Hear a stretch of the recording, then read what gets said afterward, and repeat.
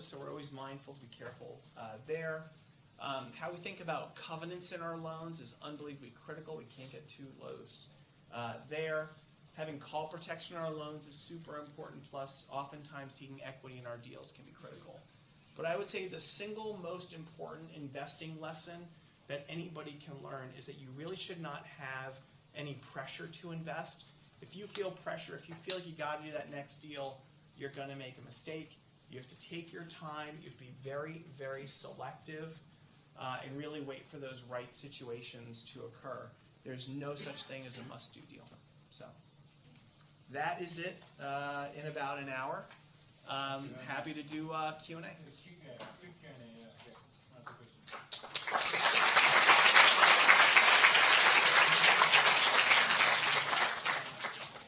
Please.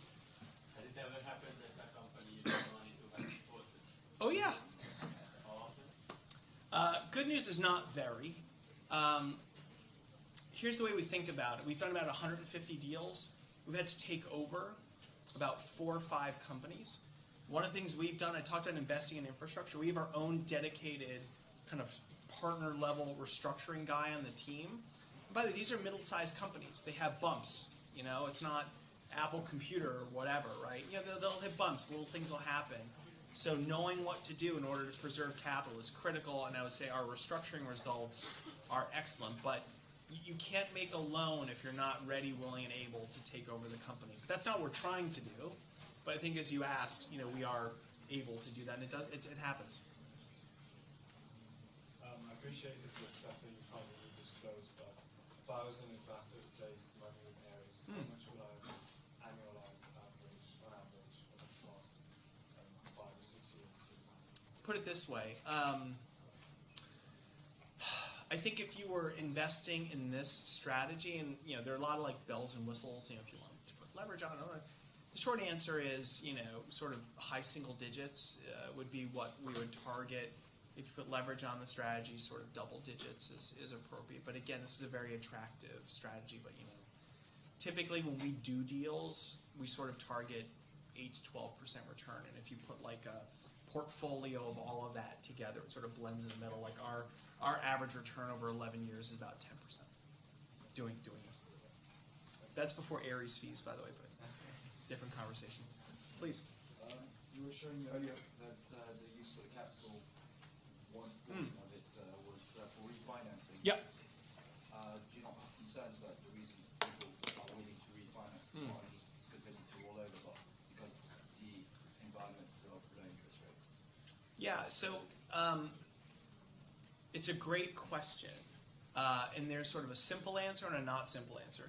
The simple answer is that, you know, all loans are done for a term, then they're due. Before that happens, everybody refinances. So that's kind of the natural flow of life. But I think what, just digging a layer down in your question, this is sort of the really important piece. Part of our job when we're a lender to a company is to understand absolutely everything about that company. Because, you know, we're risking our capital, our investors' capital in the business. So, you know, we do a lot of due diligence. We do a lot of referencing of the business, of the owners of the business, the management of the business, just to make sure, which is a little bit maybe what you're getting at, to make sure there's nothing funny going on. And you know, by and large, we haven't had any issues with that. But again, part of our job is to figure out whenever somebody's asking us for capital, what's the reason, what's the motivation? Again, is there anything funny? Oh, I'm sorry, we're going to have to Oh, stop all right. for the class. So, thank you All very right. much. Get me for 2 hours. I have to bring you that earlier next time. Thank All right, you. thank you very much. Blair flew all the way from Rome to talk to us, so thank you very much. I appreciate that.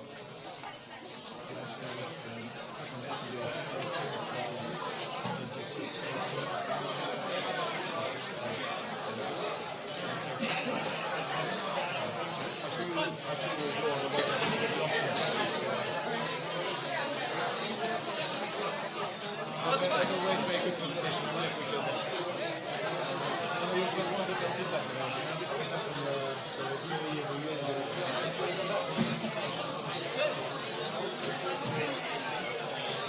Hi, how are you? Hey, Claire.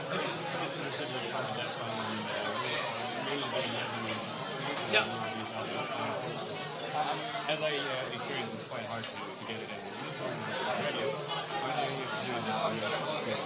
Where are you from? London or elsewhere? I'm from Germany, but I'm willing to stay.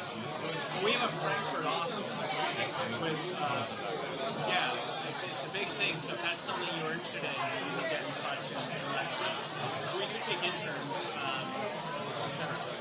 Because I saw online there were some division of businesses that's not Are we supposed to register for this session? This week not, but that's for next week.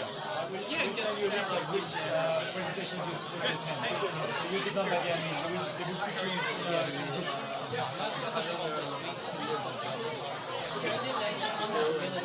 Oh yeah, my favorites. I was with that shit yesterday in Rome. So they have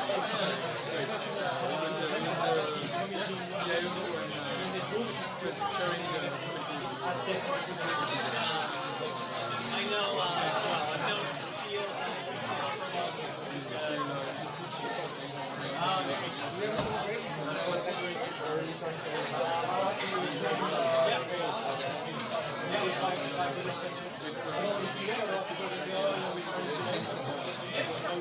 Just find it like on LinkedIn. Just say,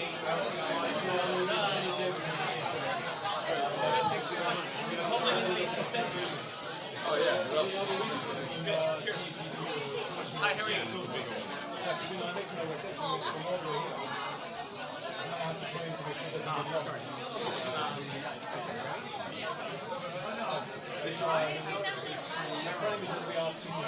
Locally on the front, this is mine or not.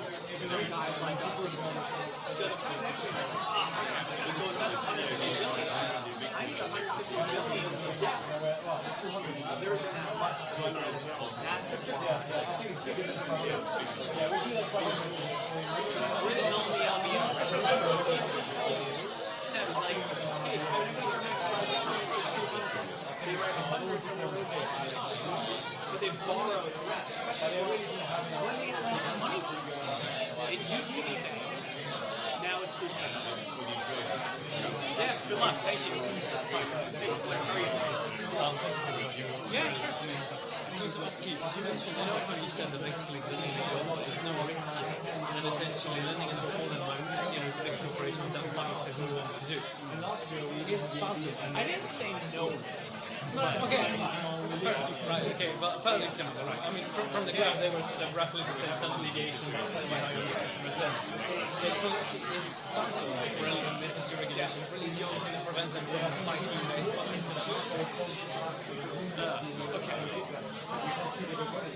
That's part of it. Remember, the fundamental thing is, number one, there's simply fewer banks. The other actually interesting thing is, the human capital drain from banks has been dramatic. Which is like, all the guys who are smart, nobody wants to bring up the bank, who's going to get the bank. Sucks. You make no money, they can like claw back your bonus for 5 years, you get shares, it sucks. So, all the smart guys who start at banks, they all work in like the debt fund. Right. So there's also a talent gap. But overall, it's not actually just the Basel regulation. There are lots of like other regulations that are relevant. That's just one example. That's all right. Right. Because what I was just wondering about is that, because back in the Bush era, they did the whole cutting back of the regulations and the shadow banking system alive, right? Yeah. Do you reckon something like that could endanger you at all? Especially with Trump. I mean, he's... No. We kind of are the shadow banking system. But our money comes from not depositors, it comes from professional investors who want to make 8%. Okay, brilliant. Thank you so much. Cheers.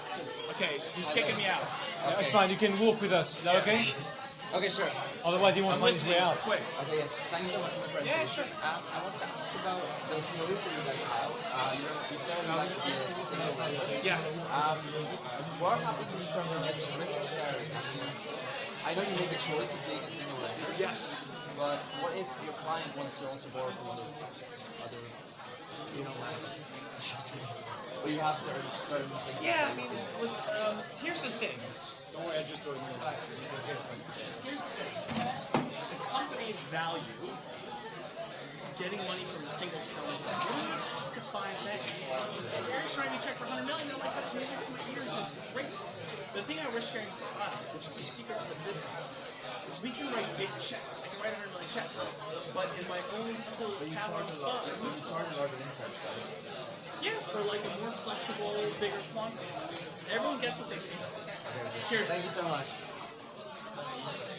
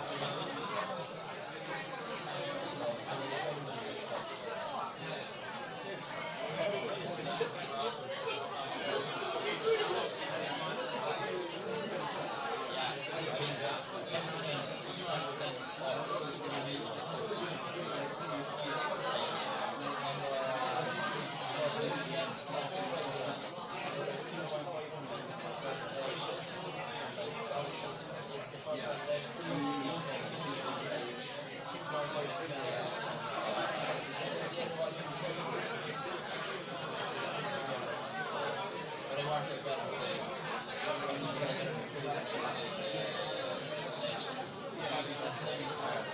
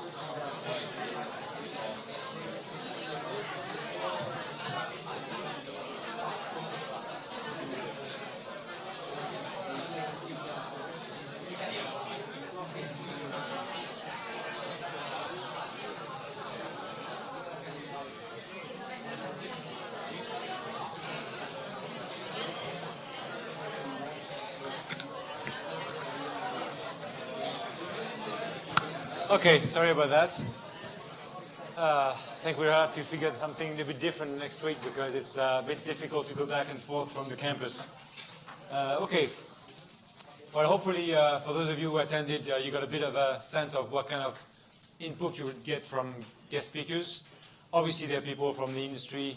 They do that for a living every day, so you probably get a better sense from someone like Blair who does debt investment all day long, as opposed to me who's only done equity. So that's the reason why they come to talk to you, is just to provide a bit of an input. So this afternoon we're going to be talking about the investment process of the private equity investment. As you know, the first phase is called fundraising. The second phase, we talked about investing. So the money you've raised, you invest it. The third phase, obviously, is portfolio management. We'll talk about it very briefly at the end of this class. And then next week, we will talk about divesting and performance, RRR, all these things. So let me start, unless you have any question. I will start straight away. Okay. The first 10 slides will be about the commercial aspect of investing. Then we will get into what is more technical, legal documents, both on the equity side and the debt side. So last week we spoke about the debt and capital structures. We also spoke about the tax structure. This week we will talk about the legal documentation. I think a common misunderstanding about private equity is to think that it's just about finance. While the reality is it's a bit more complex than that. Finance is great because obviously you need to be comfortable with returns, performance, obviously numbers. But in reality, when you are a private equity fund manager, you need to understand tax, you need to understand the law, you need to understand commercial aspects of running a company, operational aspects as well. Therefore, in my view, it's a really great field of business. But I think it would be a bit narrow-minded to just call it, or reductive to just call it a finance contact. So what we're going to be talking about today is very much about legal documentation after we've covered the first aspects of the commercial investment. So here is what an M&A process looks like from a PE fund manager. The first thing is obviously to source opportunities. You have to find deals, you have to find ways to identify good targets, and we're going to go in detail as to how you do that. Once you've identified a target, you need to assess the company. So at the very beginning of a process, what you would tend to do is do what we call a preliminary due diligence. It won't be too complex. At that stage, you're unlikely to use advisors, external advisors. So you might just do it internally. You might have your own people, analysts, associates in a house who will just assess the target based on criteria that you are used to looking at. We'll talk about this criteria as well. The assessment is done on numbers that have been given to you. These numbers are usually in the form of a teaser. A teaser is a few pages sent to you by the advisor of the seller, or sometimes more rarely by the seller directly. So if the vendor has decided to retain a bank, the bank will do a short list, more like a long list of potential acquirers. I have been in situations where 60 parties were receiving the teaser. So you have JP Morgan, Goldman, any bank, Rothschild, Lazard. They select the various parties they want to send the teaser to, and they send it by email, and you receive a 4-pager on that particular target. Now, the criteria that the advisor will use can be based on your sector expertise. Are you a mid-market investor as opposed to large deals? Do you cover the UK? Do you cover a certain geography? And also based on what experience they've had with you in the past. Who are these advisors? So it can be, usually it's an investment bank that has been retained by the vendor. So as I mentioned, it could be JP Morgan, Goldman, for the large deals, or it could be Rothschild, and you have loads and loads of mid-market, banks in the city. And they get these leads from their own clients? Absolutely. So very often, a corporate is trying to sell itself, will contact a bank. So they meet 2 or 3 banks and decide, okay, I like that bank better. They negotiate the fees, and then that bank becomes their advisor, and the advisor will launch an auction process. So they will manage the auction process. And you, the PE fund manager, you are the receiving end. You basically get contacted by the advisor. And so we are at this stage of preliminary assessment where you receive a teaser and you assess whether, based on the numbers you receive, it makes sense for you to pursue the company. In some rare cases, you receive what we call an IM, Information Memorandum. That one is a much bigger document, usually tens of pages. It could be up to 50, sometimes for a very complex business, 60, 70 pages on the company. That one is very detailed. Usually, you don't receive them straight away. The banks will rather send you a teaser, a short document to determine who are really the keen potential investors and who are just time wasters. Okay, so you're more likely at this stage to receive only a teaser, not the full IM. Once you've assessed and you say, oh yeah, you know what, that company is interesting, I'd like to look at it, you go through what we call an investment committee approval process. That's very preliminary again. Nothing is final here. You just meet the senior partners, senior executives in your company. You sit around the table with them. You present to them a small report saying, okay, this is a memo on that particular investment that I think we should be making. Assuming the investment committee likes it, you will submit a preliminary offer, what we call a first round offer, non-binding offer. Again, we'll go into detail as to what they are. So you submit this offer, you obviously submit it to the advisors of the vendor, right? So that bank that contacted you and sent you a teaser, you send them back an investment committee approved non-binding offer. That offer letter will go through the details, but it will describe what kind of bid you are making. Let's assume that the indicative offer you've sent is retained as one of the interested bidders. So the advisor has looked at it and said, okay, I'm going to make, of these 60 parties that we contacted, 25 of them have submitted an offer. We're going to select maybe 15 of them. So 15 of them are going to be going through the next process, which is to meet management.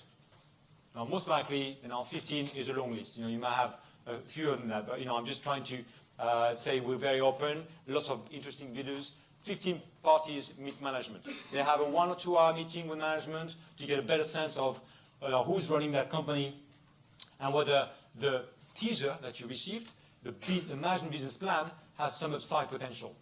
Remember, you're trying to invest in that business. You want to make sure that you can generate very good returns. So on the face of it, if you are convinced that the management team has got a good story to tell and the business plan has got some upside, you might be more inclined to continue in the process. Now, what's important to realize, this is a management buyout, remember. Well, it could be a management buy-in as well.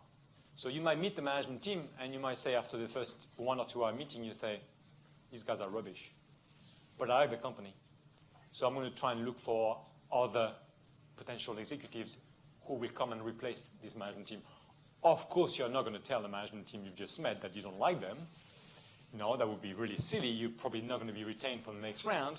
So you just, tell them, they're fantastic, they're beautiful people. And in the meantime, you'll be making a few phone calls in the city to look for better candidates. You'll call some headhunters, or you might be a sector expert. So in my case, I've worked in technology for over 20 years. If I want to find a technology executive, I'm very likely to find one. I'm a chartered accountant, so if I want to find a CFO, I can call PwC, my former employer, and I'll find one. So it's very, very, very, a lot of people are like me, okay? Blair, who's been investing in debt for over 20 years, if he wants to find a good CFO as well, he's likely to find an ex-banker who's interested in becoming a CFO. So there are many, many ways to find candidates. So I might actually, because it's important for the CFO of an LBO to understand the debt side, I might actually go call somebody like Blair and say, hey, I'm looking for a CFO for a company. I'm not going to tell you the name yet, but do you have anybody in mind? And then he would tell me, okay, tell me, this mid-market, which sector, and then on that basis, I call 20 people in the city. Before you know it, I've got 3 potential candidates. So that's how it works. That's for MBI. But let's assume you like the management team and you say, yeah, you know what, I like these guys. I'm going to start preliminary negotiations with the vendor. Bear in mind, the management team is part of the vendor, so it's part of the company you're trying to acquire, but it's not part of the shareholders, right? They might be part of a division of a bigger parent company. So you're negotiating with the parent company, and in the meantime, you also try to negotiate and be on the side of management because they will help you do the management buyout. So that these negotiations take place. You try to put a good bid to convince the vendor that you're a credible buyer, and at the same time you work with management to kind of fine-tune the business plan, to kind of find the upsides. Can we do a buy and build? Are there good targets for you to consolidate? If you are the third biggest company in your market, say that number one has got 25% market share, number two 20%, and you only have 10%, can I buy number 4, 5, and 6 and suddenly become as big as number one? Right? So all these things you start negotiating with the management team. What you also do at this stage is you call people like Blair. You say, Blair, I've got a great company here. Let me send you an NDA. Blair signs the NDA, and after that I send him the teaser and the information memorandum I've got from the advisors. And so Blair will tell me, okay, based on the numbers I've got, this is my best offer on the debt side.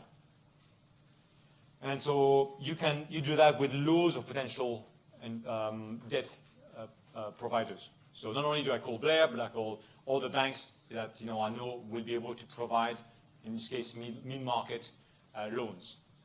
So I'll call Investec. I'll call many of the large banks that can provide good loans for a mid-market company. So once I've got several, we will talk about that, several proposals from the debt providers, what we call term sheets. We will talk about that later. Suddenly, I can confirm my non-binding offer, and then I go again. I prepare another offer, and this time I send it to the other side. Let's assume the other side says, yeah, I kind of like you've confirmed your bid, although we understand it's non-binding. Now, from 15 parties, we're down to 5. 5 parties are going to do what we do, full due diligence. So the full due diligence, we're going to go again through in another slide. It's talking to lots of potential advisors, management consultants, accountants, lawyers, and these people will help you do the due diligence of the company. Right? You need to investigate. Remember, you've been given numbers, you've been given some indication from the management team as to what the business potential is, but you need some kind of verification, third party, independent third party, giving you some good indication. Remember, we talked a little bit about the VDD last week. Vendor due diligence. What is that? Well, in some cases, you have some vendors who want to accelerate the sale process. They might be in a rush. They might be either desperate because they have a need for cash, or simply they don't want to disrupt the organization.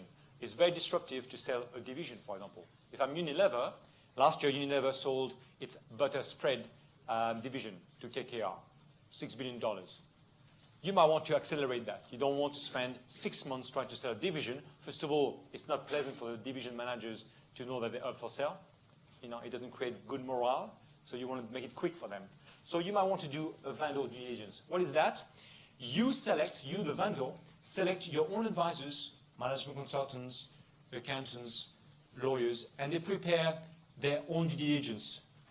So this report is prepared by the vendor, and they should send the same report to all the potential bidders. So imagine you want to buy a house, and the seller is doing the assessment of the house for you. Would you be happy with that? Probably not. You say, this guy is going to hide something from me. Well, unfortunately, that's what happens here. Vendor due diligence, although obviously the people preparing these reports are big 4 accountancy firms, big law firms, and you think they are reputable, the reality is if you're the vendor and you're paying the fees for the reports, they're likely to take out some of the risk areas that are not very pleasant to discuss. I know because I've done VDD, and when I'm told by a client, before I went into private equity, I was working for PW doing transaction services, preparing vendor due diligence reports. So in that case, you tend to be a little bit more lenient than if you were on the buy side and doing a very thorough audit of what you're looking at. But that's just a risk to take, okay? And most buyers understand that, and they are a bit more cautious when they are receiving a VDD report. But just be aware that it exists. And again, that's to accelerate a process. So the vendor wants to do it, wants to sell the company in 3 weeks. He doesn't want to waste time, and therefore he's preparing VDD reports up front, and therefore he sends the same report to all the potential bidders.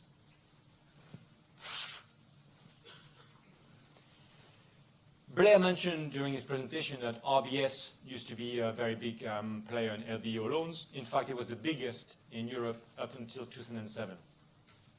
Then in 2007, they acquired ABN AMRO. You might not know them. They're a Dutch bank. They were one of the biggest banks in Europe, and they were also present in the US. They were worth $45 billion. RBS bought the business after 2 weeks of discussions. No due diligence was carried out. There was a bit of VDD, but overall, they basically decided to do it very quickly. That was a big mistake because ABN AMRO had a massive exposure to subprime lending in the US, and that explains why RBS had to be rescued by the British government. So due diligence is a very serious matter. If you cut corners and you do it in a bubble, you're likely to be regretting it later on because you're buying at the peak of the market, and that's what RBS did when they bought ABN AMRO, and that just destroyed the business. So VDD, you look at it, but you are very cautious when you do that. You have to leave yourself some margin, and the way you do that is you might bid a bit less than if you were doing your own due diligence. How do you spell the company that RBS bought out? ABN AMRO? It's a bank. ABN AMRO. I'm not going to use chalk because we are now in the 21st century. So I'll just use that board if that's okay. Okay, so that was a very big bank. Okay, so let's assume you've done full due diligence, whether yourself or you've reviewed the vendor due diligence reports. After that, you have to negotiate with lenders. So a guy like Blair, although he sounds very nice here, and when he talks to you, is a tough negotiator. He wants to get a good deal for himself, good margins. And I'm on the other side as an equity provider. I want to negotiate very hard, which is the reason why you talk to more than one lender. If I only spoke to Blair and he knew he had no competition, he wouldn't give me a very good deal. So I need to be able to talk to other unit tranche providers, other private debt fund managers, other banks, so that they actually provide to me different deals, different term sheets. We will go through what the term sheet is. Now, in case some of you were not at the presentation, the unit tranche is a blend between a senior and a junior loan, a blend in terms of structure of the loan, the instrument, and in terms of the margin. So usually, if a senior loan will start at 7-year term, maturity, and give me a margin of 3.5%, and my mezzanine was going to give me 10 years and a margin of, say, 12%, my unit tranche will be one instrument that blends the two, so it will probably be at 8.5 or 9 in terms of term maturity, and probably a margin of around 6 or 7, okay, on top of LIBOR. So that's really the way it works. So this is what unit tranche providers like Ares provide. The good thing is they provide one instrument, very easy to manage, as opposed to having to negotiate with the senior lenders, the mezzanine providers, or the PIK note providers. Right? So instead of having 4 or 5 parties, you only negotiate with one. That's the benefit of having a private debt fund manager. They just take care of the entire unit tranche, and they hold on to it. So you do this negotiation with the lenders. One thing that is also important, staple financing. We will discuss it a little bit more later, but staple financing, it means, again, the vendor, because they're in a rush, they will negotiate with the lenders themselves before launching an auction. So they will meet all the potential banks, potential private debt fund managers, and they'll say, here are the numbers. I'm sending you the teaser before I even do an auction. Tell me what kind of terms you will provide. I want the full structure of your debt package. That debt package is then non-negotiable for any of the buyers. So if I'm a private equity fund manager and I want to invest in a company, I don't go and negotiate with the lenders. The vendor is telling me this is a staple financing. It's set in stone, you can't negotiate it. For the assignment, the coursework one that you have to do, I've given you all the terms. Therefore, that's staple financing. You as an investor have no choice. You have to use the numbers I've given you. That's what staple financing is. Again, that's to rush the process, to make it faster. Because if every time I have to wait for you to go and negotiate with banks, I'm wasting 3-4 weeks of negotiations. If I've done that before I launch the sale as a vendor, I'm able to tell you, you've got 3 weeks to buy the business, not 3 months, which is usually what it takes for a full process. All this takes about 3 months. If I want to sell my business in 3 weeks, I do staple financing and VDD. Okay? Let's assume negotiations have taken place, you're very happy. You have to go through again to your private equity firm. You go through your investment committee, final approval, binding. You have fine-tuned your offer. You now have a debt structure. Everything is negotiated. And you go to your investment committee and say, this is what I want to pay for the business. This is going to be binding. And the investment committee says yes or no. Let's assume they say yes. You submit your offer. That one is binding. It's a final offer and it's binding. It has a few conditions, which we'll discuss in a little while. But basically, this is your final binding offer, which can be a club deal. You could be doing a joint offer with another private equity firm. A lot of firms acquire other firms together. This is what we will see with Univision. Univision was acquired by several private equity firms. This is what we call a club deal, or a consortium. And then once you've submitted your final bid, you might be the last one standing. So you're given exclusivity, a period of exclusivity of a few weeks, 3 or 4 weeks maximum. And during these 3 or 4 weeks, you finalize all the documents that we are going to visit. Now, as I told you, we're doing the commercial aspect at this stage. Then we're going to talk about the legal documentation. So all that legal documentation will be signed during the exclusivity period. Okay? Let's go through it. So if I'm a PE investor, what are the considerations? How do I select my deal? How do I do my sourcing? Okay, I have to identify targets. So targets will follow a long list of criteria that you are familiar with. Most fund managers have lots of experience. If you're Carlyle, you've been in business for 30 years. Well, during these 30 years, you've identified what you like and what you don't like. So what you like will be the characteristics of the target. Do you like value plays? A value play is a slow growth but cash flow generative business. Do you prefer growth? So growth might have lower margins but might be growing at double digit. Do you prefer turnaround? So 2 years ago, instead of Univision, I gave a case study on EMI music.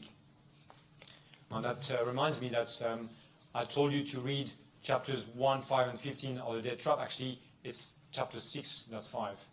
6 is on EMI music. It's very relevant to what we are going to see, what we're going to discuss on Univision. So EMI music was a turnaround. So Terra Firma, which acquired EMI music, was trying to turn around the business while doing a leveraged buyout. This is very, very risky. But again, that's the characteristic of the target. They knew whether they were getting in at 72. So based on that, you determine whether the target is what that fits your profile or not.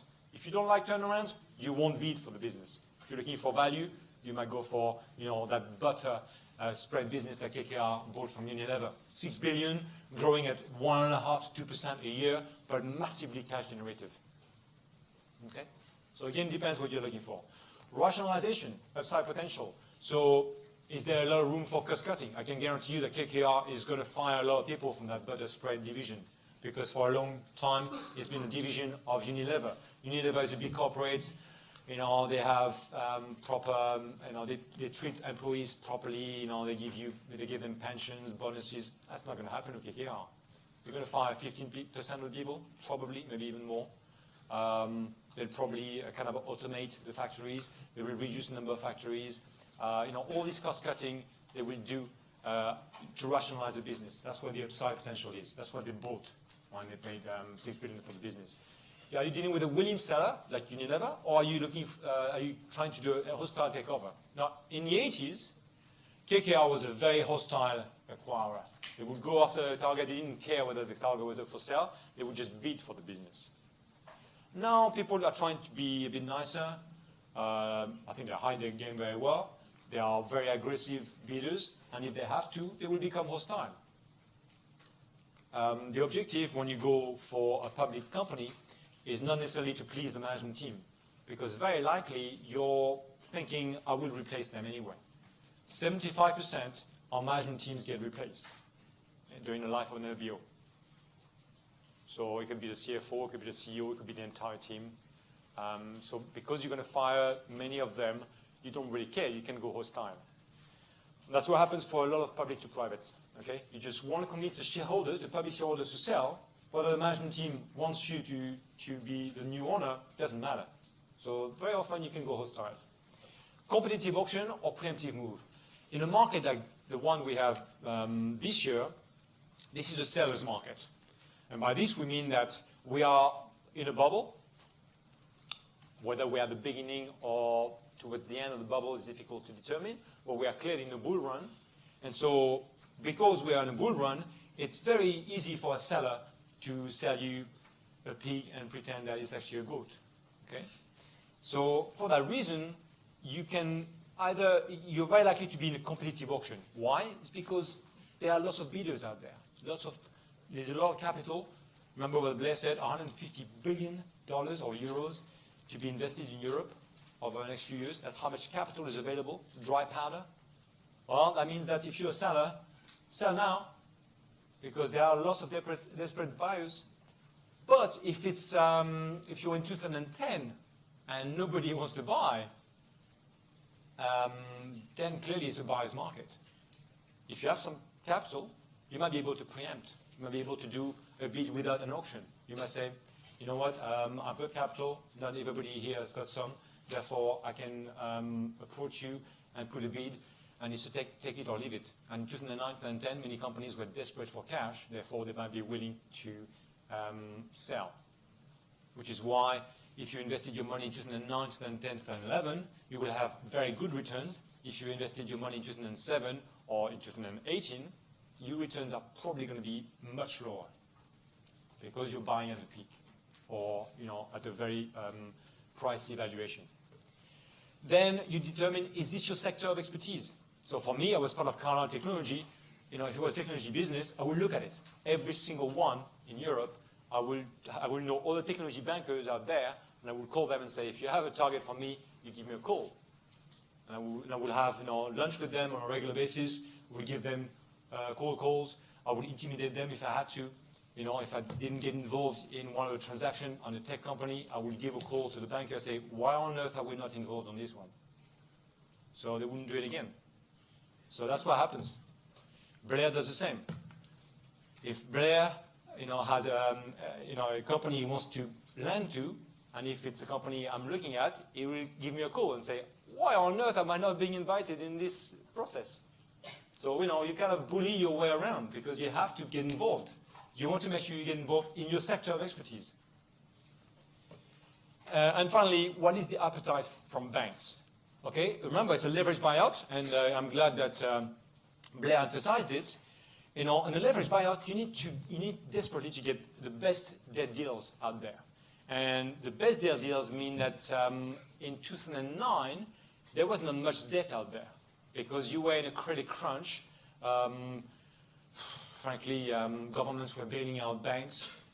You were very unlikely to find very good debt deals. Right now, 2018, there's so much debt out there. So it's very easy to go to a bank or to, I think he didn't mention it, Blair, but he told me, before we're on the way here, they're trying to raise a fund of 6.5 billion this year, euros. Okay, that's a lot of capital to find a home for. So if these guys are raising that much money, they will give me a better deal because they have to put that money to work. So in an environment like this year, it's very good to do leverage buyouts. In 2009, 2010, it was very difficult because you were struggling to find lenders. How do you spot the opportunity? So to spot the opportunity, you obviously have to look for companies that you think will meet your criteria, but obviously you have to find out whether they are available. So there's going to be a lot of cold calling. as I mentioned, you will call all the bankers that are supposed to introduce you to deals. You will try and identify, you have lots of associates, junior people who will look for targets. So they look at non-core divisions of large corporations. In particular, when you have mergers between big corporations, you're very likely to have some of the divisions that will be sold off later on. Therefore, you look for that. That's really the unwanted divisions of a large acquisition. That's what I mentioned here. Is the target company in difficulty? So I talked to you about EMI Music. EMI Music was in real trouble in 2007. I think that's the mistake that Terra Pharma made when they bid for it. They identified it was in trouble, and they wrongly thought they could turn it around. Unfortunately, EMI Music was facing massive disruption from the internet. The iTunes and iStore had been introduced in 2003. People were downloading and streaming music straight from the internet. They didn't care about CDs anymore. But when you are EMI Music and you record music on CDs, that's a bit of a problem, because suddenly you have a full generation of people pirating your music online. I'm not looking at anyone in particular here. And so that's what happened in 2007. You had EMI Music naively going through an LBO when they were being disrupted by technology that was making sure that their cash flows were going only in one direction, and that was down. When your cash flows are going in one direction and it's down, you will not be able to service your debt. So eventually, you will go under. And that's what happened to EMI Music. And then you have here issues of succession issues. Let's say it's a family business. The founder doesn't have anybody in the family that wants to take over. Therefore, you can go an LBO. I did a deal on that when I was at Carlyle a few years ago. The founder was in late 60s, maybe close to 70, and he didn't have anybody in his family taking over, so we bought the business from him. You might have shareholders that disagree on what they want to do with the business. Some of them might decide they want to expand abroad. Others might say, no, I don't think so. I'm happy to just get my dividend every year. Suddenly, they start fighting. It goes on for 1 or 2 years. And suddenly management says, hey, guys, the future of the business here is at play. Enough fighting. Why don't we sell the business? And that's what happens sometimes. Okay. And then secondary buyout. 50% of deals are secondary buyouts nowadays. So it's a fund manager buying from another fund manager. And that one is pretty easy to source, right? People like me, they know every single fund manager, and therefore you call the people, say, hey, when we have lunch, I want to talk to you about your portfolio company. And they might tell me, usually they say, it's not for sale. But then, after a lunch and a few drinks, you find out that actually, hey, a good offer will be welcome. Typically, if the portfolio company has been there for 2 or 3 years, then the owner will start thinking, I wouldn't mind selling it. Obviously, I will deny it's up for sale, but if I get approached, why not? Public to privates, very dependent on the public markets. So this year, the public markets are very expensive, as I'm sure you know. This morning, I showed a graph. I'm going to try and find it quickly. Give you an idea, since I keep talking about bubbles. People say, oh, what are you looking at when you say bubbles? So this is one of the things we look at. So here you can see the Schiller P ratio, which is looking at the multiple of the earnings over several years.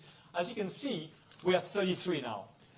But if you look at the mean, that means the average, the mean is half that. What is the mean? That means historically, the average PE was around 16.8. Now, it's double that. So I'm definitely in a bull run. I can't guarantee that I'm at the peak of the bubble, but I'm definitely in a bull run. And as you can see, the only time when it was higher was during the NASDAQ tech bubble of the late 90s. So that's one of the criteria we look at when you define a bull run or a bubble. Okay, so I know at the moment, public equity is very expensive. So if I go back to my slide here, and I'm telling you delisting. So if I want to delist public to private, I know I'm buying at the peak, right? I'm paying twice the average PE multiple for this business, or EBITDA multiple. Yeah. If your PE, why would you go for a secondary buyout if the valuations are high instead of listing it? If you're trying to sell the business, As a seller, you're absolutely right. You will try to sell it, but you might be rushing it because think about it. The problem when you delist, you can't sell all your equity in one go, right? Typically, you can probably sell 20-25% of your stake. Then you're still an investor. Now you're dependent on the public market. So you have to take a view as a seller. Is the public market going to hold long enough for me to get out? It might take me 3 years to get out, right? Because you have lock-up period. You for 6 months you can't sell, and you can sell another stake another 6 months. So before you know it, the market might crash. So certainty is what a secondary buyout will give you. Not to mention that you are selling to desperate buyers. 150 billion euros of dry powder available right now. You will use, and we'll talk about the LBO modeling at the end of the class, you will use comparables, quoted comparables. So you say, hey, public markets are there. Unless you pay me what the public markets will give me, I'm not going to sell to you. So you might get a very good valuation with certainty on a secondary buyout that you would not get with a listing, because a listing would take time to get out for the 100% of your stake. But anyway, the reason why I'm talking about delisting is because in 2009, when stock markets were very, very low in valuation, remember that the bottom was March 2009, if you could buy a business in 2009, you were buying it at the lowest points in the cycle. So that was a very good year to do public to privates, and that was a good year in general for some of them. Right now, you don't see too many P2Ps because PE firms are finding the valuations very rich. Yes? Could you turn to the previous slide? The previous slide, this one? Could you explain the last sentence? They have a limited upside, larger downside exposure. Sure. So I'm talking from the lender's standpoint, right? The lenders have no upside unless they have a warrant. But remember, we don't give warrants to a lot of debt, so to a lot of lenders. So when you're on the debt, you want to control your bottom line. I mean, I think Blair kind of mentioned that when he said that for him, the focus is risk. He doesn't want to be exposed to risk too much because he knows the risk will eat out his returns, whereas he doesn't have any upside. So if you don't have any upside, you want to make sure that your risk is controlled, which is why he focuses on secured debt, because if the business collapses, then he can get the assets and sell the assets. So that's what I mean here. They have limited upside. They might have some if they have a warrant. If they have no warrant, there's no upside for them. Everything is about debt repayment on schedule. Okay? Sorry, let me go back to that one.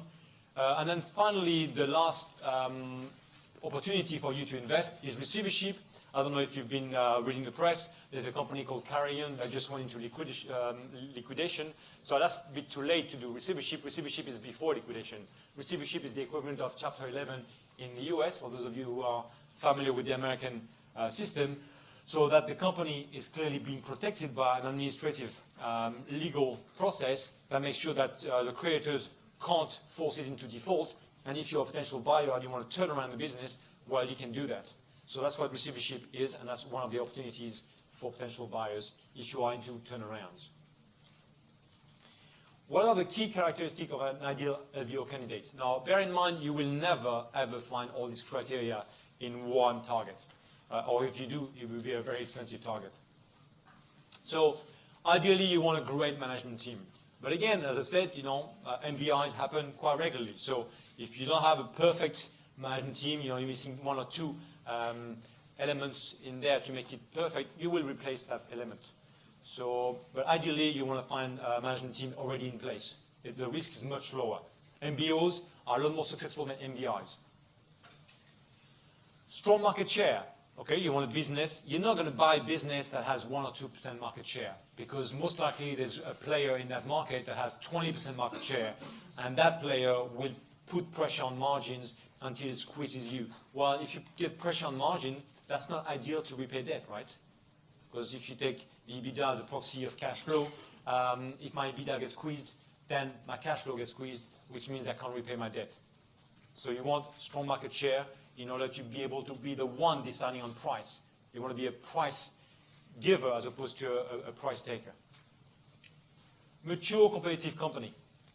Well, obviously, it's ideal to have a business that is well established, that has a good competitive position. Again, you don't want to take the number 6 or 7 into a market that is dominated by 1 or 2 big players.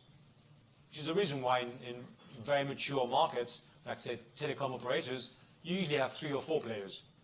Because there's no room for a 5th or a 6th. Okay?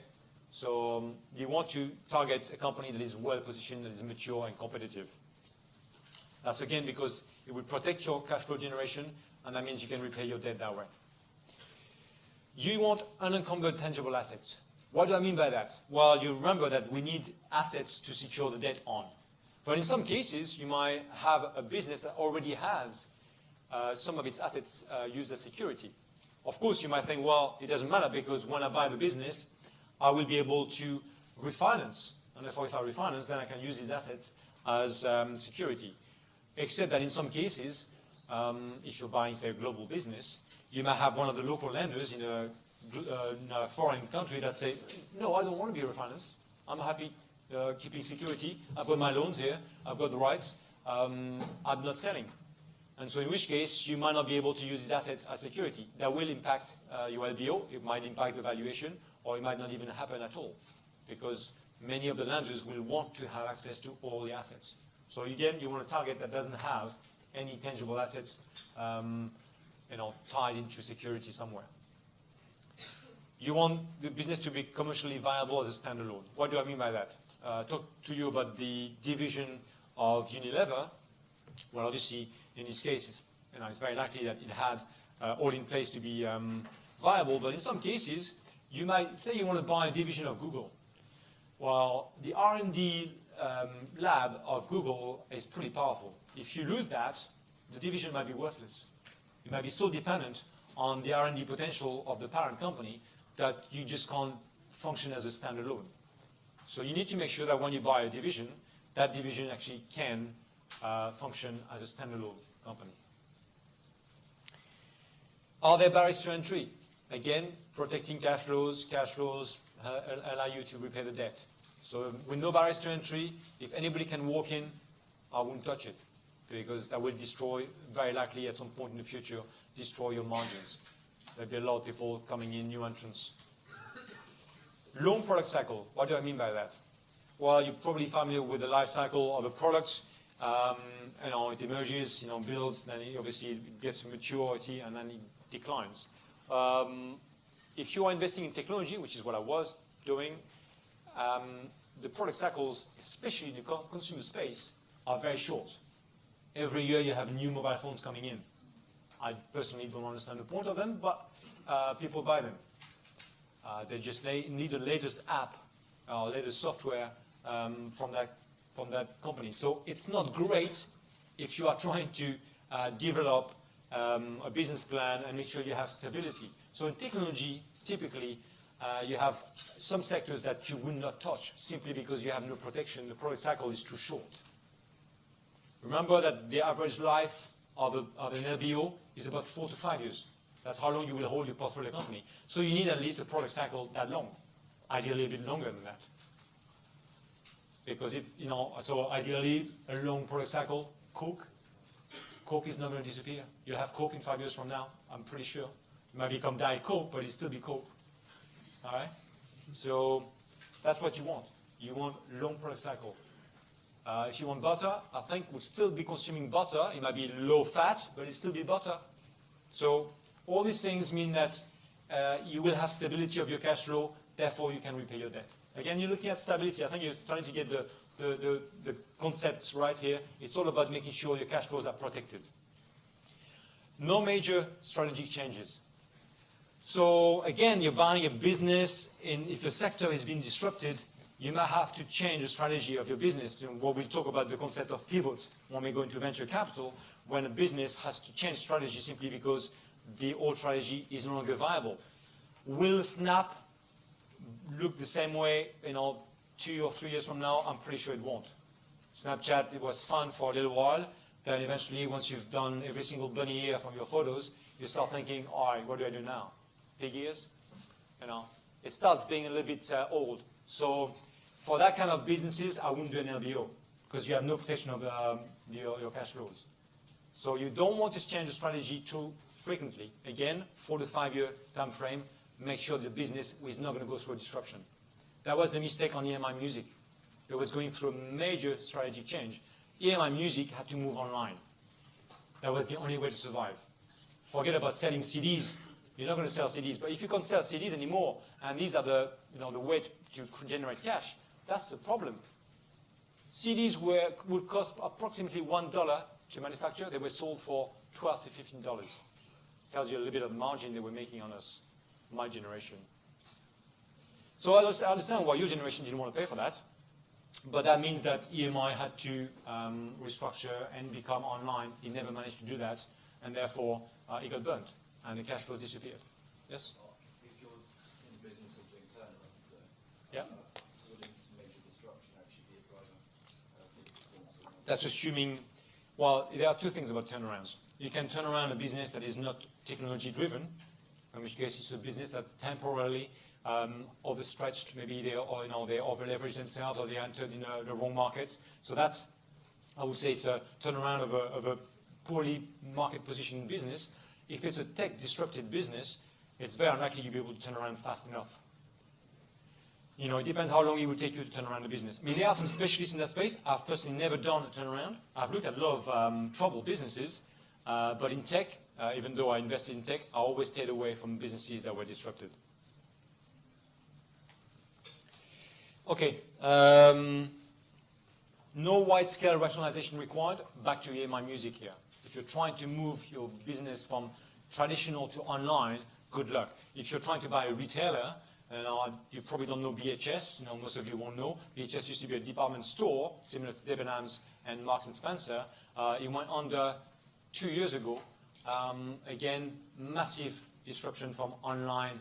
Most of you guys buy your clothes online. Okay, you might go to a store to see whether it fits, whether you like the look, and then you try and find the same one online somewhere much cheaper. Big problem for a retailer. So that's what happens. You don't want to have to go through restructuring. Stable cash flows. I'm not going to repeat that.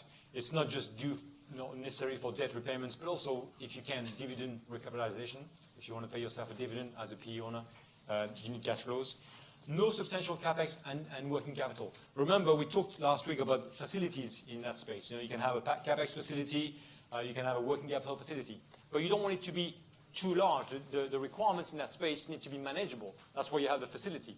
If you need to spend capex that represent, 10, 20% of your cash needs, that's cash that can't go into repaying the debt. So a very capital-intensive business is not ideal for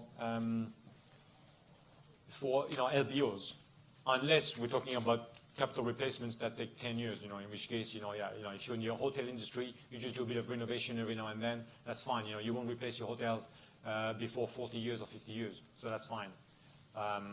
Working capital. Last week, I told you, the example of the chocolate manufacturer. Chocolate manufacturers are actually not very ideal for LBOs because they're massively seasonal. Yeah, every business is seasonal. You might sell more clothes, if you're in the retail industry in December because people buy gifts, whatever. But in chocolates, literally, you sell your chocolates between, say, late November to Easter. And then the rest of the year, good luck to you. People buy ice cream, unless you live, obviously, in England where it rains all the time. And though they might want to buy chocolates, but usually people buy chocolates in the winter. It's too seasonal. So your working capital requirements are very high. Therefore, you might not want to do an LBO of that business. And finally, no disruption for technology. I've already covered that space. Attraction of an MBO for the seller.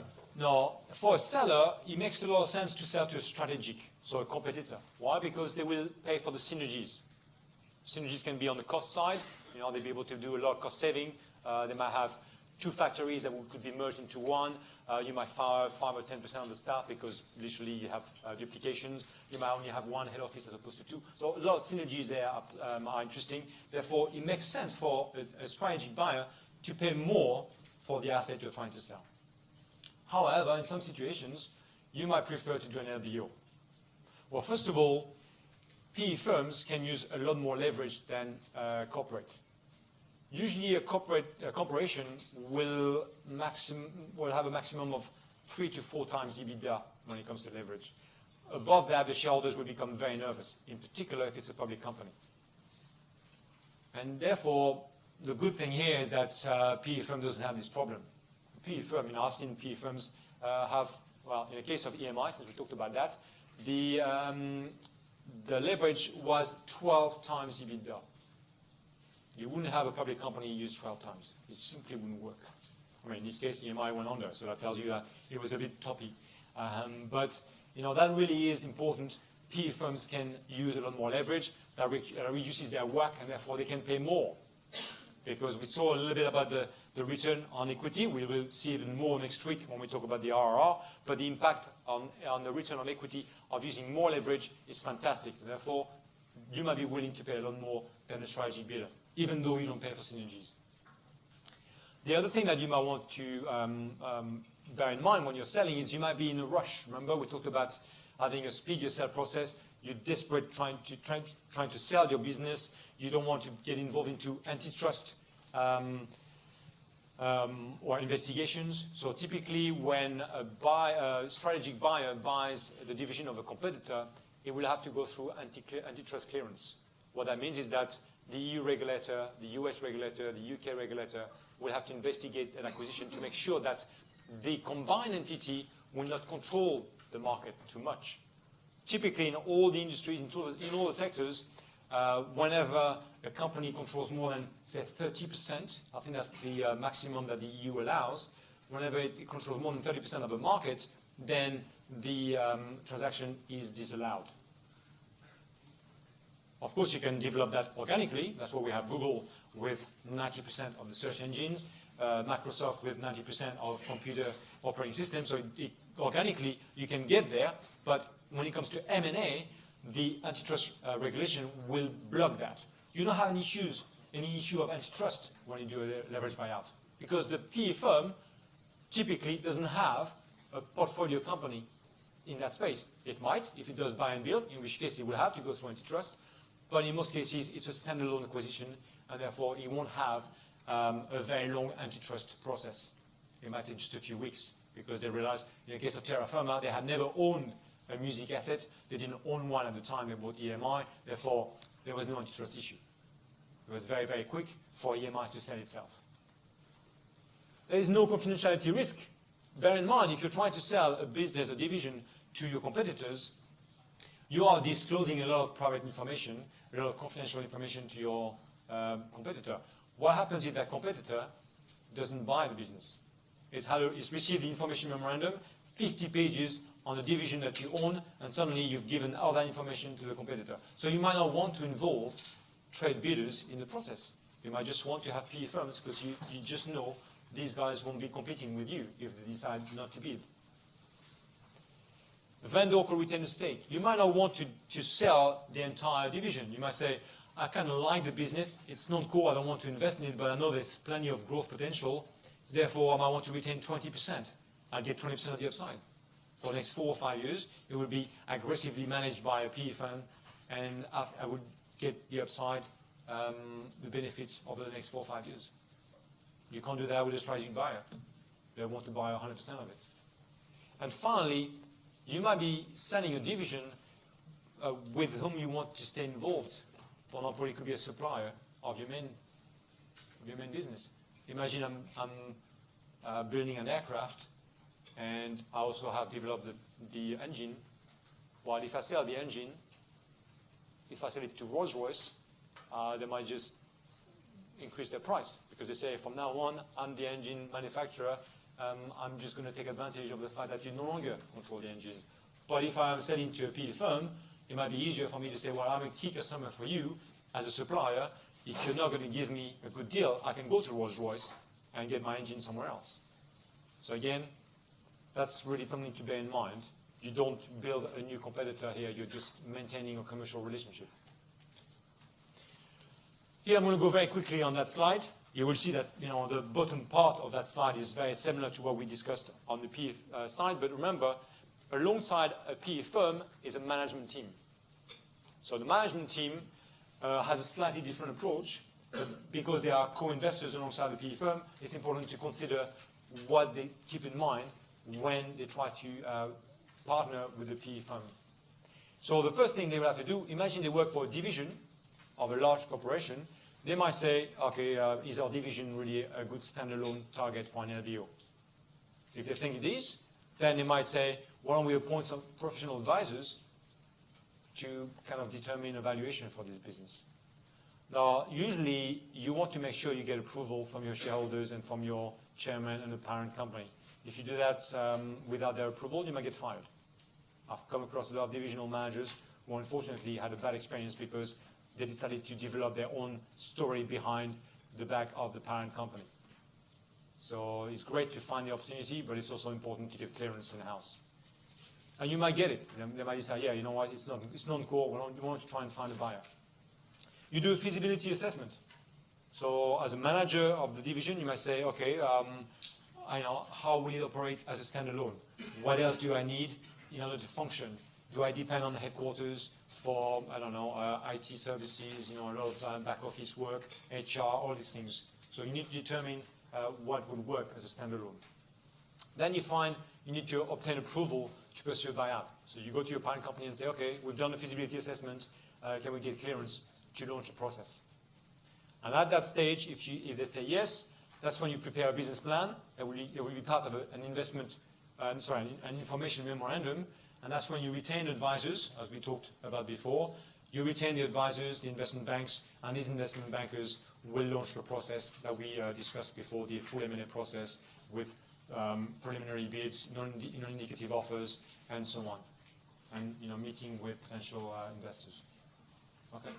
So I won't go through the whole list. It's just to tell you how it looks like from the manager standpoint on a management buyout. What do PE investors bring in? Now, ideally, you want them to bring something on board. Otherwise, if it's just capital, it's not sufficient. But the capital they do bring in allows you to grow. They're not just going to acquire the company through an LBO. They will have more capital available, either in the form of equity or debt.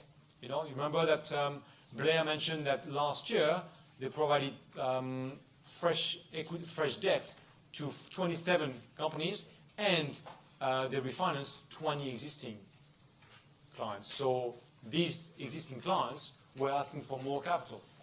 Probably it was to grow the business. So just bear in mind that this is what PE firms are telling you. They have long-term relationships with lenders, and they will be able to help you, the management team, negotiate with these lenders. And that's really the second point. Then you can incentivize management. Okay, if you are a management team of a division, most likely every time you've had to negotiate for a bonus every year, it's been excruciating. Right? You've had to talk to the parent company, to the head office. They're telling you why they don't have the budget to pay you a proper bonus. Here, this is going to be different. We talked about the NV ratio. We talked about split equity. The fact that management can become multimillionaires. Right? That would not happen if they remain part of the corporation. Because if you become a multimillionaire in the divisions, and suddenly all the managers of the other divisions are saying, "Oh, but me, why am I not getting my millions?" So, as a standalone, it'd be much easier for you to get incentivized. Big upside for managers. You can optimize the business plan. If you haven't received a very nice bonus for the last 2 years, human nature says that you will not work very hard. That's the way it works. If you don't get the incentives, why would you work? What's in it for you? What's the upside? You're going to get a bonus and it's 5% higher next year than this year? Who cares? But if you have the potential of becoming a multimillionaire, you're going to work harder. You're going to think a little bit more strategically, okay, what can I do with this business? Can I do a buy and build? Can I go and acquire and consolidate the market? I'm number 3 in the market at the moment. If I acquire number 4 and 5, I can become number 1. Okay? That's something that you can do under PE ownership.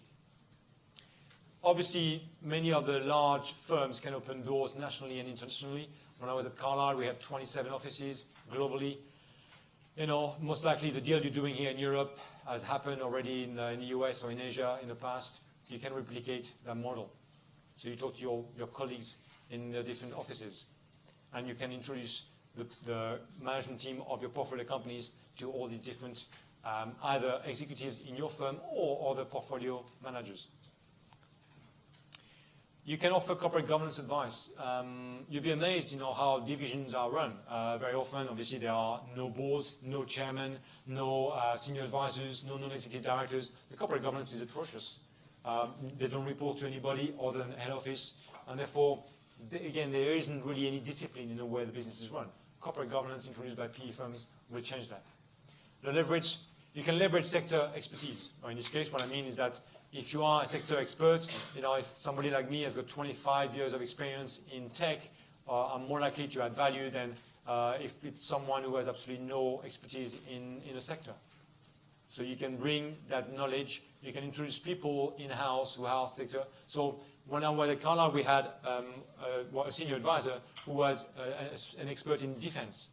Anything, he had done so many deals in defense that I don't think anybody else in the UK had done that many deals. So that was a great person we could introduce to portfolio companies when we own the defense business.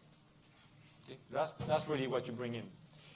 Obviously, that's the operational and technical expertise. So that person had run businesses in that space. He knew how to run a business in that space. He knew how to run operations, cut costs, consolidate factories, spend less on people, more on automation, all these things he had done before.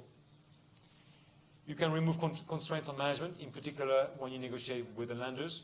But not only, if you bring operating experts, it does, takes away the problem of running a business, and you can focus on strategy and the vision, how to expand the business into new geographies or do a buy and build. And finally, they can help you achieve a good exit. Typically, a fund manager will have done dozens of exits in his career. If you're a corporate executive, you might have done one. Okay? So if somebody has done IPOs, sell to a secondary, in a secondary buyout, sell to a strategic bidder, and you can compare. You've dealt. If you want to do an IPO, you've dealt with the bankers before. You know what it takes to basically do the IPO. Most corporate executives have never done that. And then there's due diligence process. Again, that's part of the commercial aspect I mentioned to you. So you will use loads and loads of different advisors. You will outsource a lot of the work, the analysis of a company, and that includes management consultants. They do the commercial due diligence. It includes accountants. They will do financial due diligence, tax specialists, lawyers, and then obviously you might have insurance brokers. If you are trying to buy a business and it's got some environmental issues, I bought a business a few years ago that had, in fact, it's a business in which Blair had provided the debt, and the business had some kind of leakage, chemical leakage. We had to sort this out. That's really environmental issues that can crop up. So all that due diligence will flag this out. Documentation. So that's really the legal aspect, the technical aspect of this class. I told you the first 10 slides will be about commercial, so we've done the commercial part. Now we want to talk about documents. So last week we talked about structuring. I told you about how you structure the capital structure was about equity and debt. We spoke about the tax structuring, hold co, new co, target co, and so on. What's important is you need, in order for this to stick together, you need to sign documents, legally binding documents. This is what we're going to discuss now. Again, PE is not just about finance. You have to sign contracts with people like Blair when it comes to debt, but also with the management team in order to make sure that you are co-investors and you understand the rules of the game. You also need to sign a document on the sell side with the seller. When you buy a house, you are signing a document with the seller of the house. You want to make sure that if he lies to you, you can go to court and say, I've got a document here that tells me he said that, he lied. Right? So I've mentioned that once you've done a preliminary assessment, you submit a non-binding offer, an indicative offer. That's really the first round offer, as we call it. So that letter will simply determine how much you're paying for the business, what are the conditions attached to the business. You probably need to get final investment committee approval, you need to get the debt sorted out, you need to negotiate with the lenders. You need to provide the assumptions. You basically assume that the numbers you've looked at in the teaser or the information memorandum are right, but obviously you will do your own due diligence. So all these things are mentioned in your indicative offer. When you provide a final binding offer, at this stage you've done all your due diligence. Everything is complete. The only conditions that you can have here are simply that you need to get final IC approved. Usually it's been approved by not only the investment committee of your firm, but also by the credit committee, or I say CC here, of the lender. So Blair will go through his credit committee. I will go through my investment committee. I receive a letter from Blair telling me, okay, it's all binding now. Here's a debt package. I've got credit committee approval. I do the same on my side, and then I can submit a final offer to the seller or to the advisors of the seller. There will be maybe some confirmation due diligence to carry out. That's once we have exclusivity. Maybe things you haven't been able to confirm, because remember, there are still, as you get into a final offer situation, you might still have 4 or 5 bidders against you. You are still in competition. Once you will be granted exclusivity, then you might have to confirm a few things through the due diligence. So you have to explain in your final binding offer what is outstanding in your due diligence. And finally, you have to explain conditions precedent. Conditions precedent means that these are the conditions before you can have a final legally binding deal. And these conditions are usually about all the legal documentation that we are going to talk about now, whether they have to be signed, they have to be agreed. And so lawyers will have to sit down during the exclusivity period, finalize all the documents, and everything will have to be approved and signed and legally binding. So that's what the conditions precedent are. And you request exclusivity period, so typically you request 3 to 4 weeks. Well, you might request 6 and you will get 3 to 4 weeks. Okay, let's talk about the equity documentation, and obviously after that we'll talk about the debt documentation. I'm just checking on the time. It's very warm in here, I apologize. We'll take 10 more minutes and then we'll take a break. Sorry. Too much? Come on. We have a rebellion? Well, the more breaks we have, the longer it's going to last. So I'm trying to go as fast as possible. Okay, come on. You have 2 types of equity documents. You have 2 types of equity documents. If you're a PE fund manager, you will have to sign documents with the vendor, and you will have to sign documents with the management team. All right, so you will need to sign documents with the vendor on one side. That's what we call the acquisition document. And then you will need to sign a document, or several documents, with the management team. You are co-investing alongside the management team. That's what we call the investment documentation. Let's go through it one at a time.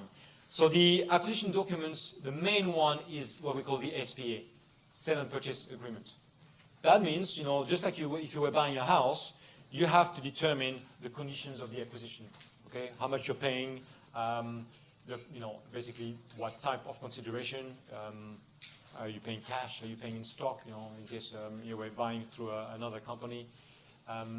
You will need to determine whether the obligations are for both sides. So the vendor has the obligation to hand over the entitlement of the ownership of the business, right, to prove that he obviously owns the business. And the purchaser is committed to obviously provide the cash. What are the warranties and indemnities? In this, warranties is that the seller will tell you, I warrant that I own the business, that everything I've told you is full disclosure, that there is no sexual harassment or litigation ongoing or environmental leakage. All these things have been disclosed by the vendor. And if obviously you lied to us, then the indemnities will determine how much we can go after for you. So it could be that you have the possibility to have 20% of the value of the company as a potential claim.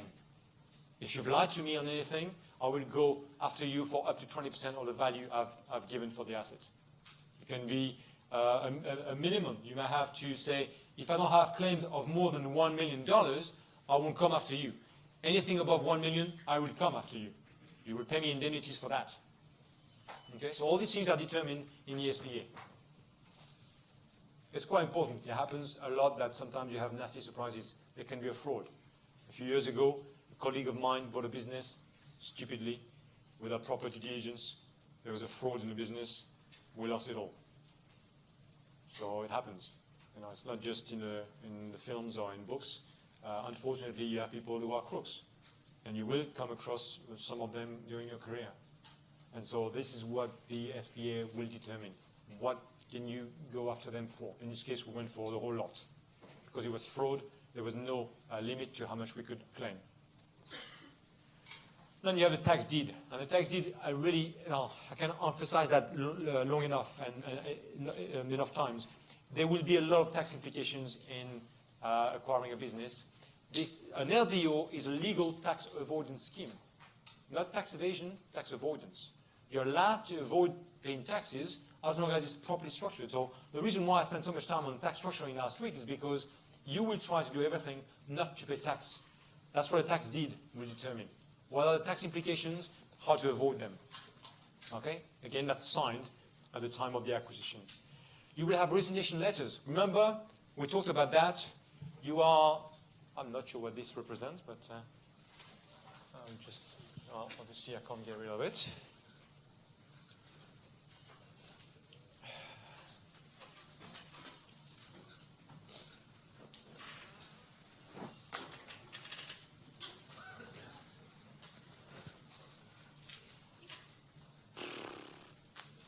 '21st century.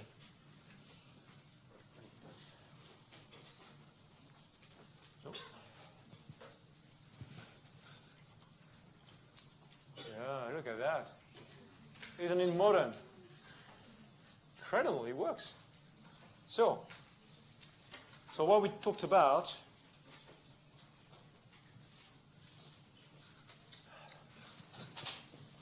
here you have the whole co. Here you have no co. Here you have a target co, remember? So the managers are here. But soon, they're going to come here, right? You're buying a new co. No, sorry, you're buying target co through a new co. And so they need to resign from target co, and then they will become directors of new co. So these resignation letters are for all the board members of that business here. The target co might have a chairman, who will probably get fired. You'll have non-exec directors, they will get fired. And then eventually you bring your own people and the executive CEO, CFO that you want to keep on board, right? So that's what I mean by resignation letters. And then you will have a transitional service agreement. Imagine here that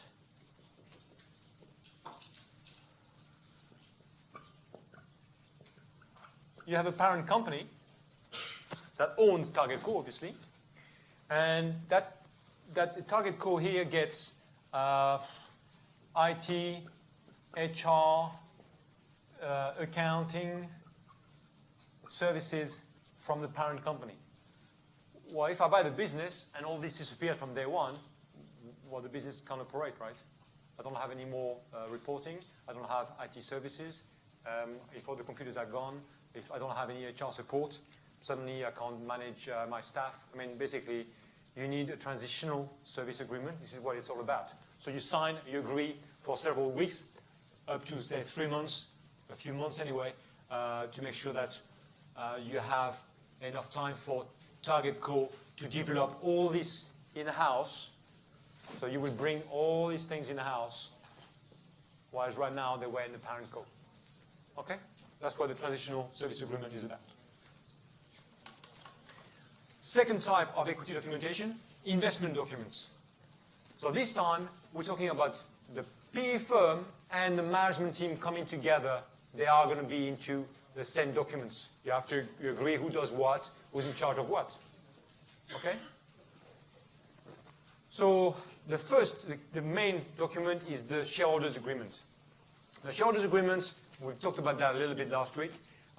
It will obviously include the agreement of the responsibilities of each parties.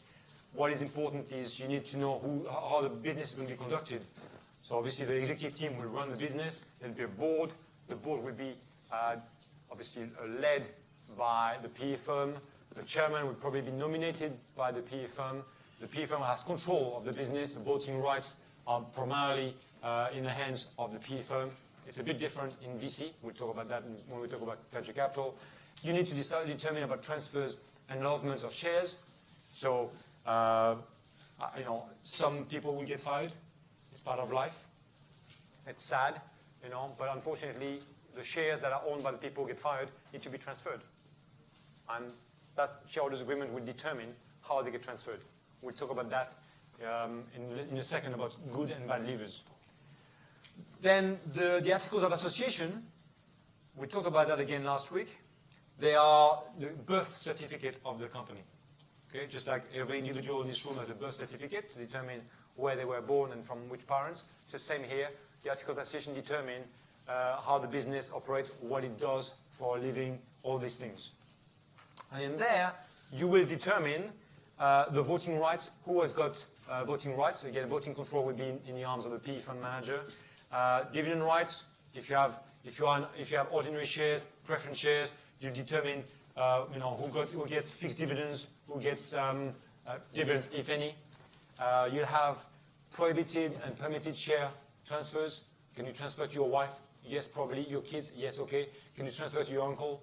We're starting into a negotiation here. Okay, so you can't just transfer these shares to just anybody. Why? Because I'm the PE firm. I own this business. I just want some schmuck to suddenly be, to get access to information. I'm trying to get to retain some privacy and to make sure that I can manage a business without external parties having a look in it. So that's important here. You can control the transfers. Tag and drag along clauses. We talked about that again last week. Tag, just as a reminder, tag along is the management team is allowed to tag along whenever me, the PE fund manager, wants to sell the company or the stake in the company. So if I own 80% as a fund manager and the management team has 20%, if I try to sell to KKR might want to buy my 80%, but the people, the management team might say, well, I don't want to stay involved here. I want to sell my 20% as well. Maybe, I don't want to work for KKR. Or I just want to roll over just a portion of this 20%. So I'm allowed to tag along. Drag along is the opposite. I'm the fund manager. KKR says, I'm happy to buy the business, but I want to buy 100%. I'm the fund manager. I only have 80%. I can force the management team to sell its 20% stake. Okay? So that's tag and drag along. Here I call it come along with the same thing. AGM, annual general meeting. Every year you have the shareholders meeting together to have key decisions. Now this is pretty easy here. You obviously have a shareholding structure that is controlled by the PE firm. Good and bad levers. Important topic. Oh, great. Dear me. What is wrong? Well, that explains why the other side is like this. Okay. Fine. I'm going to have to use the chalk. If I can find a chalk. I really hope we never use this room again. I can't even find a chalk. It's just ridiculous.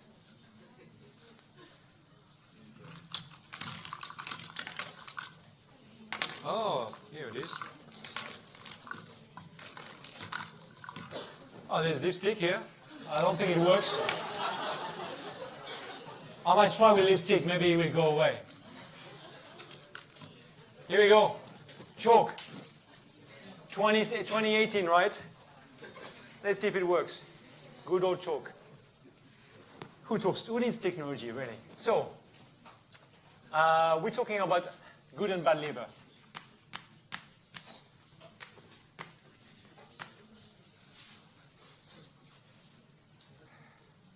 If I decide that you, the manager of the business, I am the PE firm, if I decide that you are a good lever, I will give you the highest of cost or market value. If you're a bad liver, I will give you the lowest of cost or market value. So, let me explain. Let's imagine I bought a business in year zero, enterprise value year zero of 100 million pounds. In year three, the business is worth 50 million euros. That is not a good outcome. So what do? I fire you. You're a bad liver. If you're a bad liver, I'm going to give you the lowest of cost. Cost here was, let's imagine we had 100 million shares. All right, 100 million shares, that means that the lowest cost is £1, but suddenly market value is half that, right? So that's what I'm going to pay you. I'm going to acquire, remember, I can force the transfer, so I'm buying your shares at half the value that they were allocated to you. Second scenario,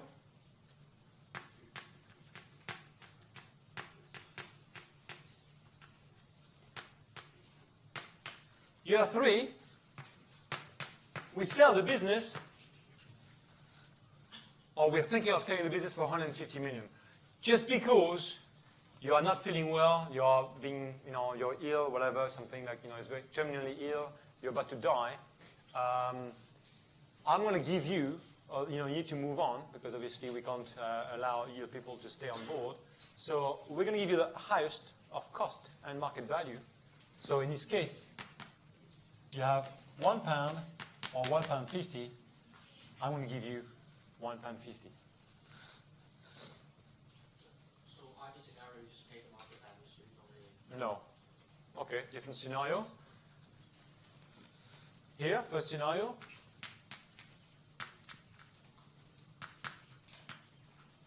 After 3 years, the business is worth 50 million pounds, so you're still in very bad shape. However, you're the CEO, you just announced to me you've got cancer. So I'm going to treat you as a good liver, because we're human after all. So if you've got cancer, I'm still going to give you the highest of cost. So in this case, I'm going to give you this. Right? So the scenario is not dependent on whether the business is performing or not. It's based on you, the individual. Are you a good or bad liver? Don't worry, we're going to explain in a second what a good and bad liver is.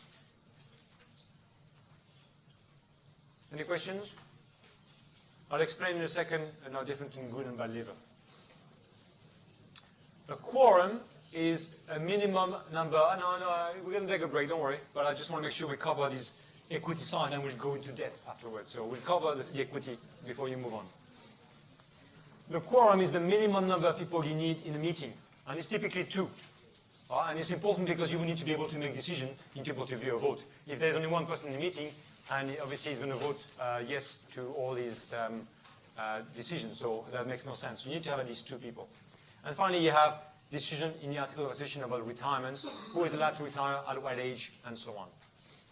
And finally, you have service agreements. Remember what I told you about here, the thing that cannot ever be erased. So here, these managers need to sign a new service agreement from NewCo. They've resigned from TargetCo, they become managers of NewCo.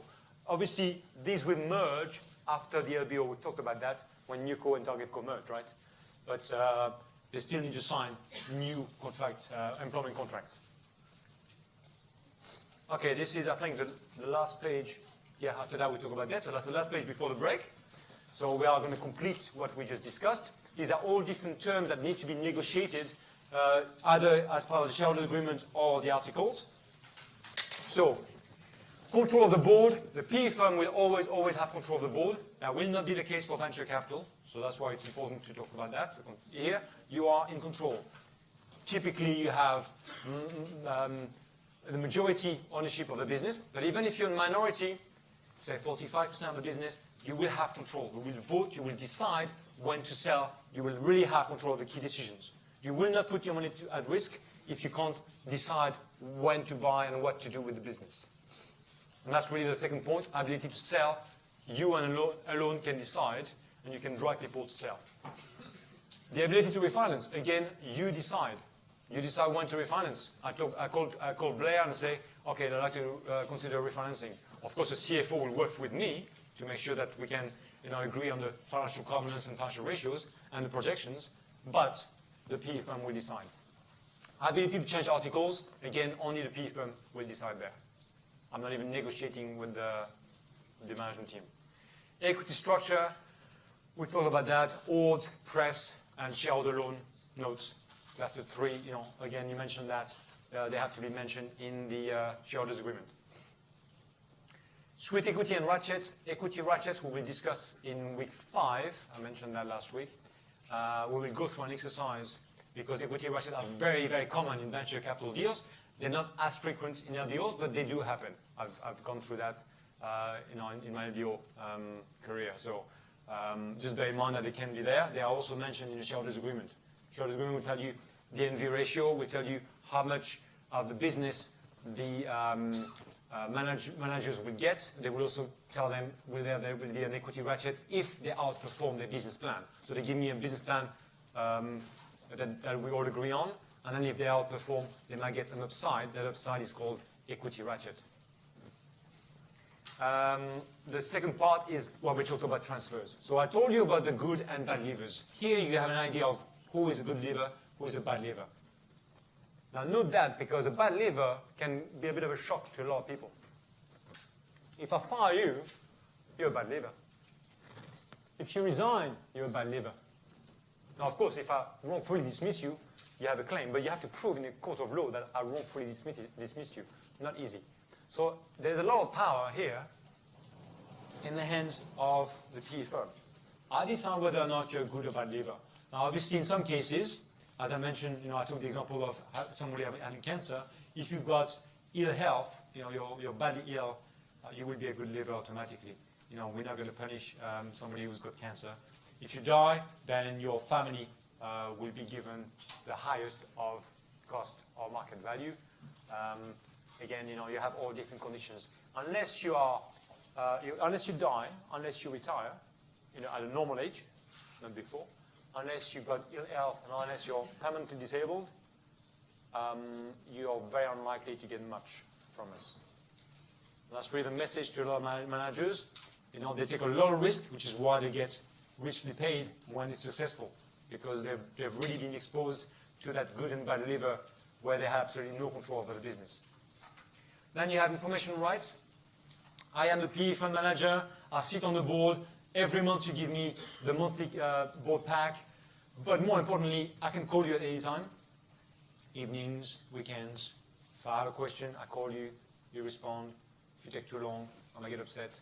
These kind of things. So I own your ass, as we say in the field. And that's not pleasant for a lot of people. That's why doing an LBO is tempting, because you can become multi-millionaire, but you have a PE fund manager on your back all the time. So you have a right to information and to control. And it's not for fun. Just bear in mind that you need at every stage to understand what's going on in the business. If I discover only once a month when I go to the monthly board meeting that suddenly you've lost a key client representing 10% of your revenue, and you're telling me 3 weeks after the fact, I look like an idiot, because now I need to call Blair, tell him, I owe some debt from you. Well, we just lost a client. And then Blair's going to tell me, when did you find out? Well, I just found out, but it's been going on for 3 weeks now. Doesn't look good.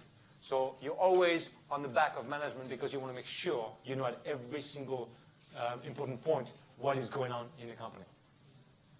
And finally, you have restricted covenants. If I fire you or if you resign, you cannot compete for a minimum of 12 months. Some companies are trying to get away with longer. I said 2 or 3 years. The reality is it doesn't hold in court. Most lawyers say this guy needs, these people you just fired need to work, and therefore you can prevent them from working for a competitor for 12 months, but after 12 months they can work wherever they want. Human rights lawyers have managed to win that for managers. But for a few years there were arguments about how long you could prevent someone from finding a job at a competitor. Similarly, non-solicitation, if I leave and I go to a competitor, I cannot poach existing employees for 12 months. Again, some firms try longer, but no. It doesn't work. Again, the law said 12 months maximum. So again, these are controls that fund managers have over the management team. Okay, it's not a very balanced relationship. I am the one putting money at risk, and therefore you, the managers of the company, you will do exactly what I tell you to do. Let's take a break.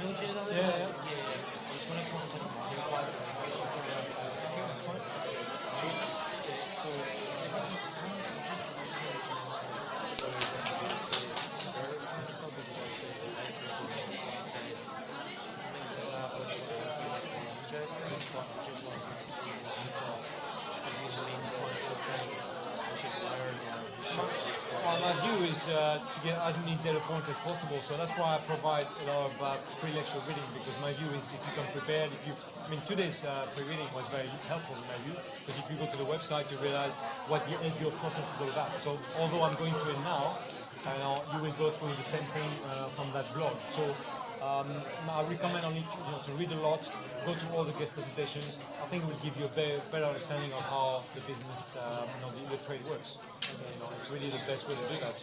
Then obviously I will give you a mock exam when it's ready. I can't really explain more than what I said. It really is about having lots of data points, reading a lot more, because clearly in 4 weeks of B, 4 weeks of EC, I can't cover everything. Every time I'm actually late, which tells me that I'm trying to tag as much as possible. But it's a big it's a joke. To have 4 weeks to cover the whole spectrum doesn't. When I told that to Blair, he just thought it was a joke. It's impossible. But that's the way it is. That's what I'm told. So that's why I encourage people to read a lot more, because I can't cover everything. Yeah, of course. As you say, as a budget and every single aspect, so obviously the process before the offer and stuff, right? So every single step. No, I'm not going to tell you, what's the second step of of doing an M&A process. No, it's really. The commercial aspect. I'm not going to test you on. What I test you on is give you a legal point. So if I'm telling you what's a good lever, you need to be able to answer that. Okay. All these will be the kind of questions you will get. Because obviously in some classes it's more analytical based, where okay. Well, next week it will be analytical. Yeah, but in normal circumstances, you'd be okay, we've got this much equity, this much debt, what would be the new equity after whatever, right? So exactly what it needs to work out. So I was thinking, going through these lectures, obviously there is a lot here and stuff, so that's why I just wasn't sure what specific parts I should focus on, or whether I should just give equal attention to other parts. My view is you should, because there will be open questions and burning questions. We just cover that kind of slide, but then you will have case questions that will be about running numbers. So we're going to be doing some exercises again. It's about both sides. PE is not just about finance, but a big portion is finance. So I'm afraid I would say 50% of your exam will be financial. 50% will be theory. Okay. And one question I was going to ask, so when I was making my electives and stuff, I chose the research report instead of the smaller one. So that's the research report, just 10,000 words, and we're usually do the slides in the next couple of weeks and stuff, just to get an idea. And I was thinking of maybe doing the research report on private equity, or if you're a supervisor or something, or whether there's... I'm not. I don't know who does that. I'm just a victim lecturer, so I don't get involved in supervision. You will have to ask James. Because I've got a meeting with him next week. Yeah, he'll be able to tell you who could supervise on this. I have no idea who they use. Do you have any ideas of papers you think I should read, or do you think I should just go to the reading that you put up for this to help me get an idea? Yeah, I think so. I mean, it depends. I don't know what the year-end project is supposed to be like. I suspect it's quite quantitative, right? So an LBO model. You can do a bit of both. So, for example, last year for my undergrad, it was 20,000 words. So I did a lot of empirical analysis of that. Did a lot of regression. Yeah. So how much is it for this? Is only 10,000, so okay. which is why I wanted to do it. And then, so I don't know if it's just like theoretical or what, because I was reading a report. It was a paper story. It was like Kaplan Stromberg 2008. The Kaplan is pretty good. I mean, I think James will be able to tell you a bit more what the balance will be. I have to say, I'm not at close involved, so I don't want to give you some kind of recommendation and then I'll be wrong. So I think James will be able to tell you, okay, this is what we need to see. Okay. You probably need to prove both, right? That you understand the theory and then you can do numbers. Back it up with I think I'd be surprised if you don't do both. So, but I think James should be better equipped to tell you. Obviously, he does that for a living. So. Yeah, that's great. Thank you very much. Appreciate it. Just wanted to check with regards to the evaluation. What's the upside for the manager? And I just think the good and the bad league in terms of pay. Well, I mean, we're going to hire. Yeah, but the thing is not never ever leave, even if the business is sold off. Even if the business is sold off. Oh yeah, when it's sold, it's game over. This is stopped. The legal any documentation stops the minute you sell the business. It's like a lock-in for 3 years, for 3, 7, 10 years. Or how many years exactly it takes. I mean, as you will see within division, 12 years later they're still at it. Although they've replaced management several times. But it's not 3 or 4 career. Oh no, I mean, well, some of them are they're repeat managers, so they go from one LBO to another. But they have been very successful, so that people keep employing them.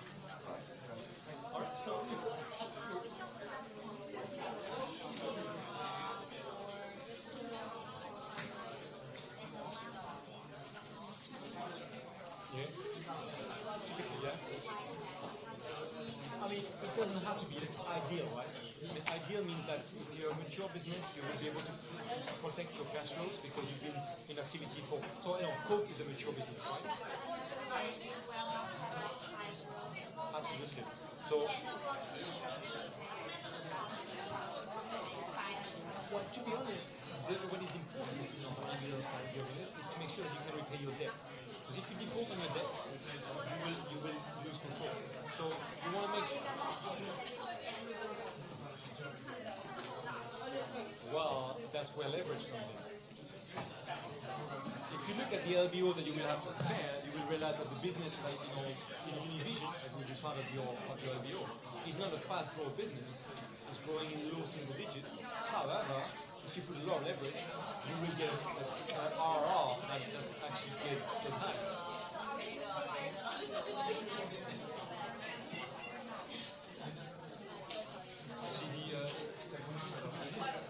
Yeah, of course, yeah. It's very mature. In fact, it's declining. Yeah. Oh, I wouldn't buy a company that does series. Well, I didn't call that mature. It's declining. All right, you've got.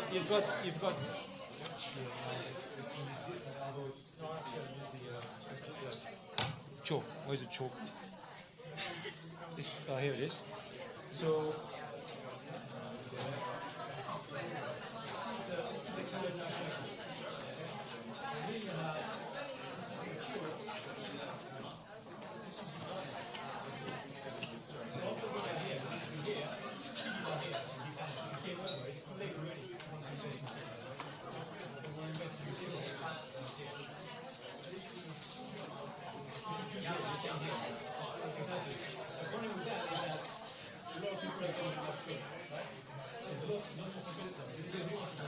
If you're mature, that means you probably have more than 27 schedule, protected. You have only half percent.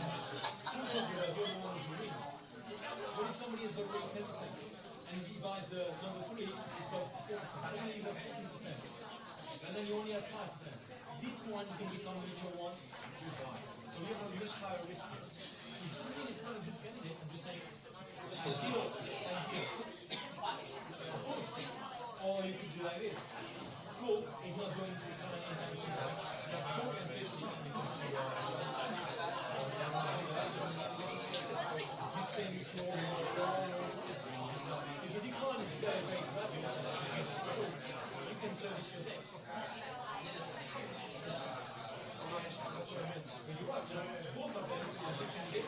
ideally, the children have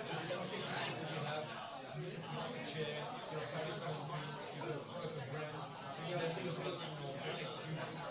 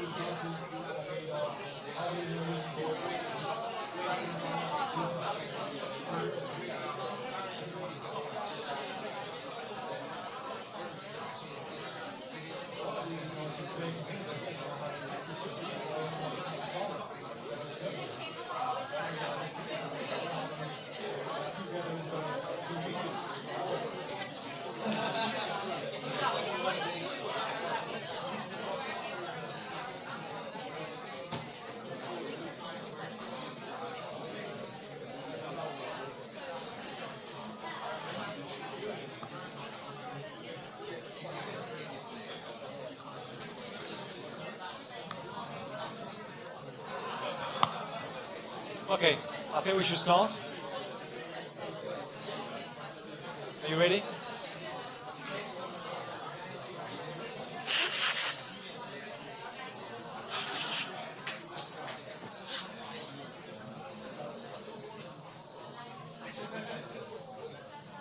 Okay. All right, let's start because we've got 15 minutes or so left and we have a lot to cover. Okay, we've talked about the equity documentation. Obviously, you also have to sign documents between the private equity firm and lenders. So typically, when somebody like Blair is involved in the process, we have to sign documents and legal documents. Now, the first thing that happens when you approach private debt fund manager or lender bank, you will get a term sheet from them, and that term sheet will explain all the different terms related to the debt they want to provide. Each loan instrument will have its own term sheet, so you will have it for senior and junior loans. And this is really where everything that is included. So obviously the amount, the quantum of debt that is being provided, the maturity. Remember we talked about tranche A, 7 years, tranche B, 8 years. So that's really what I mean by maturity. Amortization profile. Only the tranche A is amortized, remember. All the others are bullets. The margin. So the margin will have to be cash or PIK. And we talked about that. So the cash obviously is paid every year. You pay cash interest. The PIK is rolled up, so it's accruing, and you pay the full amount of interest accrued whenever you sell the business and refinance, or whenever the debt comes to maturity. We will talk about the margin ratchet, different from the equity ratchet, although the concept is the same. It's all about performance. So when you perform better than planned, you get a ratchet, you get a better deal. So a management team that performs better than planned gets an equity ratchet. A borrower, a company that borrows money and that improves its financial ratios faster than planned, will get a margin ratchet, a lower margin. We'll go through an example in a second. Then you have the drawdown. Is it in one or in several installments? Remember what we talked about? You have, for all the major instruments, senior debt, so tranche A, B, and C, second lien, mezzanine, PIK, bond, all these are drawn in one go at the outset of the LBO. I draw the full amount and it sits on my balance sheet. But there are three facilities we discussed that you can draw as and when needed. That's the revolver or working capital facility, the capex facility, and the acquisition facility. These three lines of credit you can draw as and when you need them. So if you need to spend money on machinery, you will draw on your capex facility, and then once you've generated a bit more cash, you might repay that facility. Just because it's a 7-year doesn't mean you need to draw it down for the full 7 years. You might just draw it, repay, draw some more a few years later, repay again. Same thing with working capital facility, same thing with acquisition facility. When you buy a business, suddenly you generate some cash and synergies from that business, then you can repay the acquisition facility you've drawn. Repayment schedule. So here we are just talking about the tranche again. Okay, only one instrument gets repaid, and that's the tranche. And I think I mentioned it last week, but I'm going to go through a more detailed example here. And that's important for the LBO model that you will be preparing for your coursework assignment. God, this is all getting very quiet suddenly. Is it because I mentioned coursework assignment? So, repayment schedule. I'm getting a tranche A. Say it's 100 million. Okay? Well, in year one, I might decide to repay 4% of that 4 million, of that 100 million, so obviously 4 million. Then in year two, I might repay 7%. That's another 7 million. Then in year three, I might repay 10%. That's 10 million. And so on all the way to year 7, all right? Assuming it's a 7-year instrument, which typically is the tranche A. The second thing to keep in mind is that repayment is not done annually, but 6 monthly. So that 4 million is paid after 6 months, 2 million, and then on the 12th month, 2 million. Then here, after 18 months, I pay 3.5 million. And then here, after 24 months, I pay 3.5 million, and so on. So every 6 months, I repay a portion of that principal. Is that only for tranche A, or is on all the other tranches due there? Only the tranche A is repayable, amortizable, remember? And I'm talking here about the principal. Don't confuse it with the interest. I still pay my interest, but the principal, we're going to go through an example in a little while. Remember, we did some numbers last week. We're going to do some more numbers in a little while, but just here I'm talking about the principal repayment, not the interest. The interest are paid back cash on the A. Okay, it's never rolled up, it's cash, and that's separate, as on top of the principal repayment. Sorry, what is the pattern of amortization? Is it predetermined or? It's negotiated. So here I've given you 4, 7, 10. It's gradual. You never pay 1/7, 1/7, 1/7, it just wouldn't happen because you just need to give a bit of breathing room in the first year because you want the business to go. Next week, we will go through the impact of leverage and how it impacts the business. By the way, next week will be the most important lecture, not just of this course, not just of your finance degree, but of your life. This is a big statement. I'm on the record as well. So you better attend or at least watch the video when it takes place. Because I think Blair told you a little bit about it when we said, we haven't talked about the performance, the returns yet. This is the most important lecture you will ever get. Pretty simple. So when we talk about the repayments here, you want to give time to grow into the capital structure. Okay, the debt is quite expensive. It's very risky. We'll discuss a little bit about the risk that you expose the business when you leverage it. And so you want to do it gradually here. Okay, and you determine with the lender. You negotiate with the different lenders. Remember, as a PE firm, you will negotiate with different lenders and get the best deal. And that best deal is partly, negotiated around the repayment. This is what the term sheet is all about. This is the best deal that the lender is prepared to give you. Then you negotiate around the terms. You might say, I might call Blair and say, Blair, it's all very nice, but I'm getting a better deal from Investec. What can you do to improve your structure? And you might say, you know what, why don't we just, make it 3% here? You want more room? Okay, and I'll give you 4% here. And then obviously, it'll be painful at the end, but I have time to grow into my capital structure. So that's negotiable, all this. So I'm just giving you an example here, but that can change. Okay?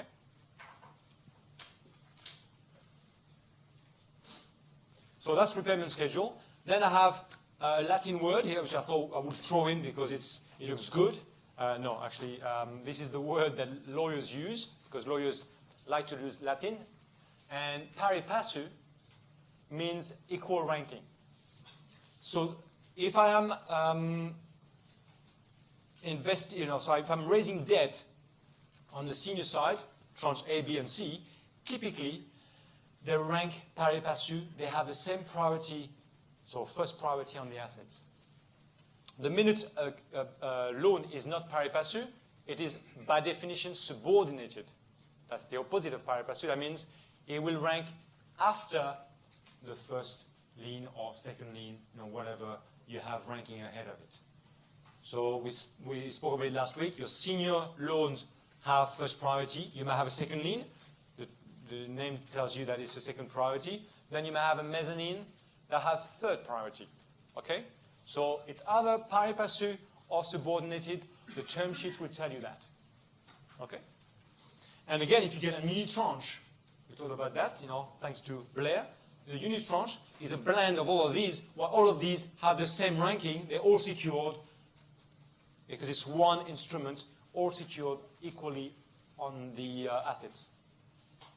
That's what a unit tranche does. So a unit tranche is a blend of senior and junior in one instrument. And the margin is in between, the maturity is in between, all this is blended. General terms. So the margin is on LIBOR. We talk about that, how important LIBOR is for any loan, corporate loan, LBO loan in the world. You have the interest periods, how long it runs for. The voluntary prepayment. The bank might not want you to prepay because remember they want to lend you money and make sure that you take your time to repay it because it's great for them to keep earning fees as long as the loans are drawn. The minute you repay them, then they don't get any more fees. So they don't want you to prepay. They might penalize you if you prepay. We talked about that. A little bit of penalty for prepayment on the mezz, a much higher penalty on the bond, especially when you have the non-recall, non-redeemable portion for the first few years of the life of the bond. We discussed that last week. Commitment fees, arrangement fees, agency fees. I'm hoping that you're getting the point here. This is a fee-earning game. Banks do not hold loans. Blair, I'm glad he presented and he mentioned that. Banks are not about holding loans anymore. To be honest, they already were not holding loans before the crisis. That's the reason why we had a financial crisis, because they had syndicated so many loans that basically the entire economy was like a virus, really. So everybody had loans that were extremely risky. But sometimes they couldn't syndicate the loans.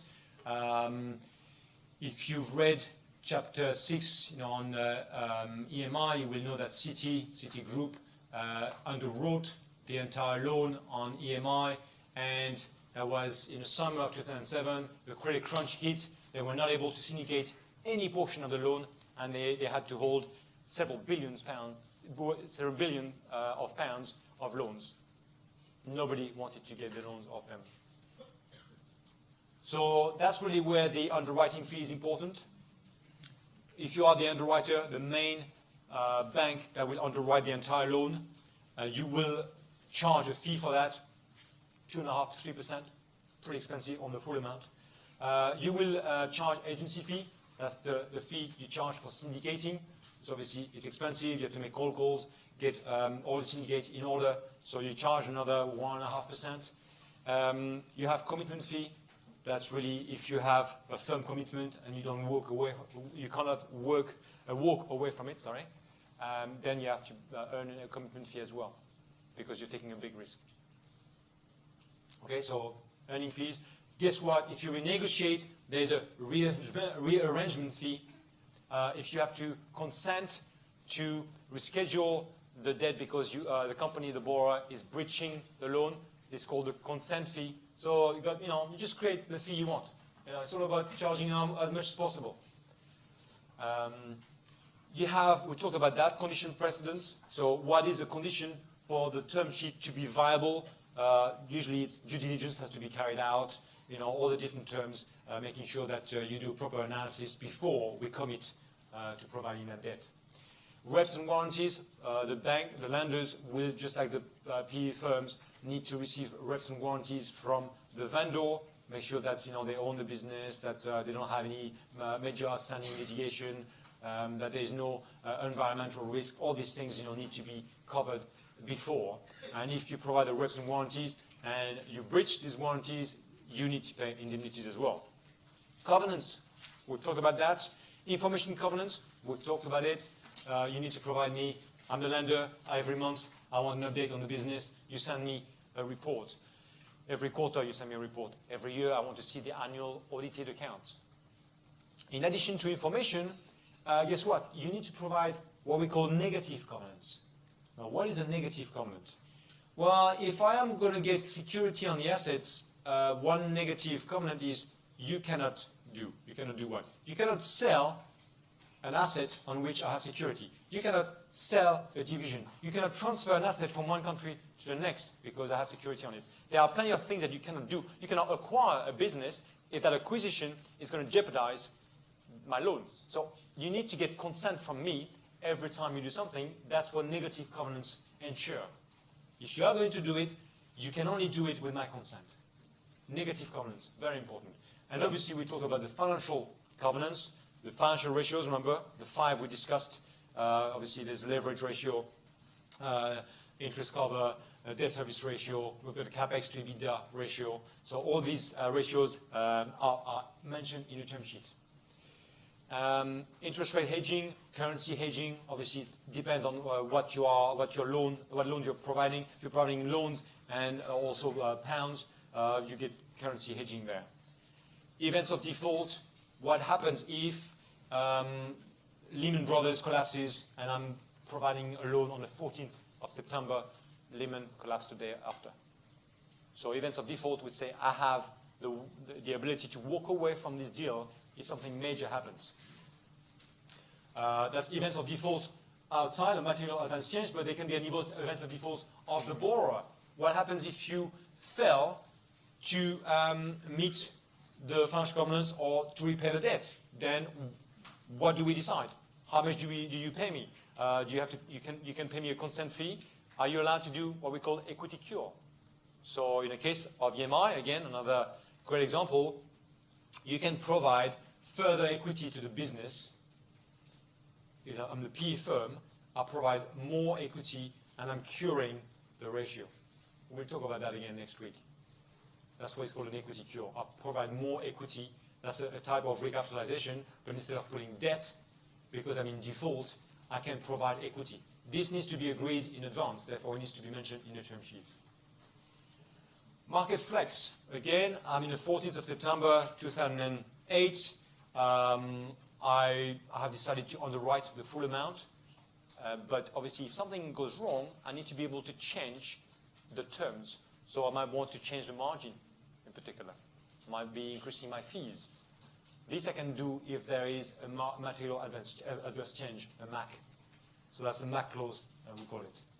So the market flex will give me a chance to flex the margins I charge or the fee I've charged to you because a big event has happened. So that's why I said syndication proving tricky. Believe me, on the 15th of September 2008, syndication was very tricky. In fact, you couldn't syndicate anymore. That's how bad it was. So there were some recent developments. They're not so recent anymore. They're definitely more than 10 years old. You have staple financing, which we talked about already, and covenant light. So staple financing, let me remind you, it's the vendor that has negotiated with the lenders before the auction process has been launched, and the debt package they have negotiated is done. It's dusted. That's what we call it, stapled, right? You can't negotiate it as a buyer. You have to take it and acquire the business with that package. You can refinance later on after you've bought the business, but when you want to do the LBO, you have to take it. You have to take the package as it comes. The covenant light, or cov light, is when I decide to buy a business, but there are very few financial covenants attached to it. That's what the covenant light means. So you decide that, as a borrower, you don't want to be tied to the financial ratios. Now, obviously, that happens a lot when you are in a bubble, in a boom, because that means that the borrower, you have a lot more leverage, a lot more bargaining power. You can tell that the lender, I'm not going to give you the right to call a breach of covenant. I don't want to give you, the possibility to monitor my business. When you are in 2009, 2010, when it's very difficult to borrow money, then guess what? All the financial covenants come back in. So covenant lights are very common in a bubble. They're very common at the moment. It's another sign that we are in a bull run. I've mentioned to you the margin ratchet. So just like we will talk about the equity ratchet in week 5, here I want to talk to you about the margin ratchet. Remember, we talked about the main ratio, the leverage ratio.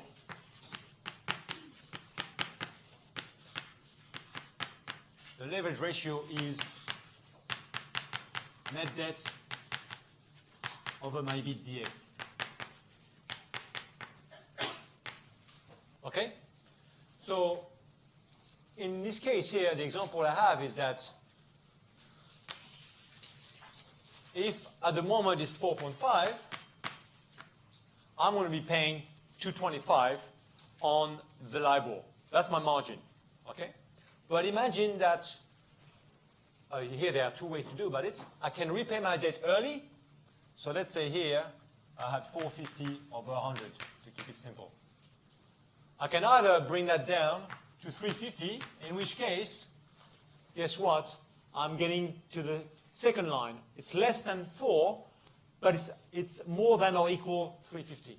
In this case, my margin becomes 2%. I'm only paying LIBOR plus 2%.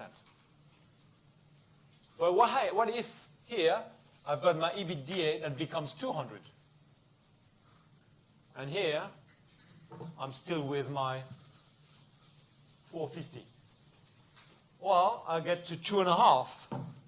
And 2.5 means I am less than 3, which means that my margin becomes 1.5, LIBOR plus 1.5. That's what the margin ratchet is. It's to incentivize you to outperform the business plan. Okay? So you will have determined the financial ratios over the life of the fund, of the investment.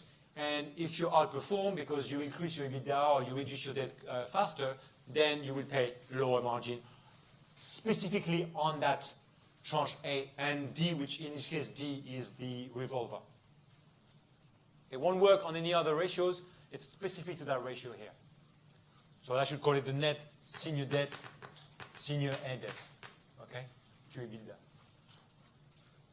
In that particular case, I get lower margin if I improve my performance. Debt documentation. We've talked about the credit documentation, so we have talked about debt documentation. So I explained to you that in the early stages of the process, when you start talking to the lenders, you get given term sheets, and you get as many as possible. You go around the market, you talk to JP Morgan, Investec, Ares Management, and you tell them, send me your term sheets. I want to know, I'm sending you the IM, you sign an NDA, I want to see your term sheet. So, you give them 2 weeks, they send you a term sheet, you compare them.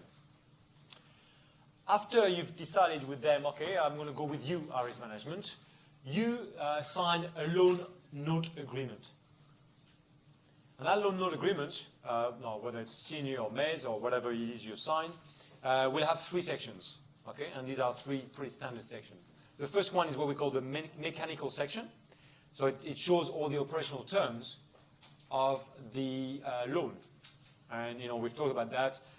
That's the really top part of your term sheet. So it will show the repayment, the quantum, the maturity, everything that you've shown in the term sheet. And obviously the margin and everything. Then you have the transaction-specific section. So here, that obviously something that you've negotiated specifically. The mechanical section is very standard. It's like, this is the amount you wanted. This is what we're providing. Then you negotiate the nitty-gritty, the small terms within each of the different instruments. So here you have the reps and warranties, the security for the assets, the financial covenants, the information covenants. All these will be mentioned in the transaction-specific section. Here, I think what's important is we've talked about the events of default. What happens, and this is mentioned here, what happens if you default? What are you allowed to do? Are you allowed to do an equity cure? And if you're not allowed to do an equity cure, can we agree on a consent fee that you will provide a consent? We'll talk next week, when we talk about the performance, the fourth aspect, remember, is about divesting and delivering returns, while we'll talk about what happens when you don't perform.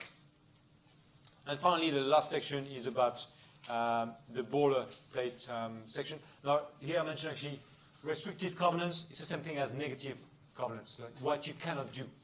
Right? So it's a different term, but I know it's a lot of jargon, but I'm afraid this is what they call it. The boilerplate section is simply the standard thing about the different parties, who will contact whom on a regular basis. So it's simply a very standard, no good terms here that need to be discussed. Part 2, that part we talked about some of it last week, and obviously Blair discussed it as well. Intercreditor agreement can be very complex. Chapter 5 of the debt trap tells you about TXU. We will talk about TXU next week during the class, that famous class that will change your life. So the intercreditor agreement has, in TXU, had 500 different lenders. 500. So that's very complex. You need to know who is the big boy in there, who doesn't matter, who's going to be negotiating on behalf of all the lenders. And now this is what the intercreditor agreement will do. All right? Very important document when you have complex transactions. Obviously, when you only have one lender, if Ares take one loan, unit tranche, and holds it, very easy to negotiate. So you might want to pay a little bit more for that convenience. When you have 500 lenders to negotiate with, it can be brutal, especially if you default, obviously, which is what TXU did because they ended up in Chapter 11. Bond listing application, again, we spoke about that. A bond has to be listed, otherwise it's not a bond, and therefore you have to issue a prospectus. And finally, syndication agreement. So the underwriter, the main bank that provides, that underwrites the full loan, again for EMI, Citigroup underwrote the entire, I think it's several billion pounds worth of loans. So they underwrote, and then they were going to syndicate it. The syndication agreement will be that relationship between the different lenders that gets in the syndicate. Okay, and it will take place obviously for all the different tranches, all different instruments. Yes. Well, you usually try to have your syndicate in order before you underwrite. No. That's the whole point of the underwriting. Sorry. the underwriter takes a massive risk. It's called a bridge loan, it's bridge financing.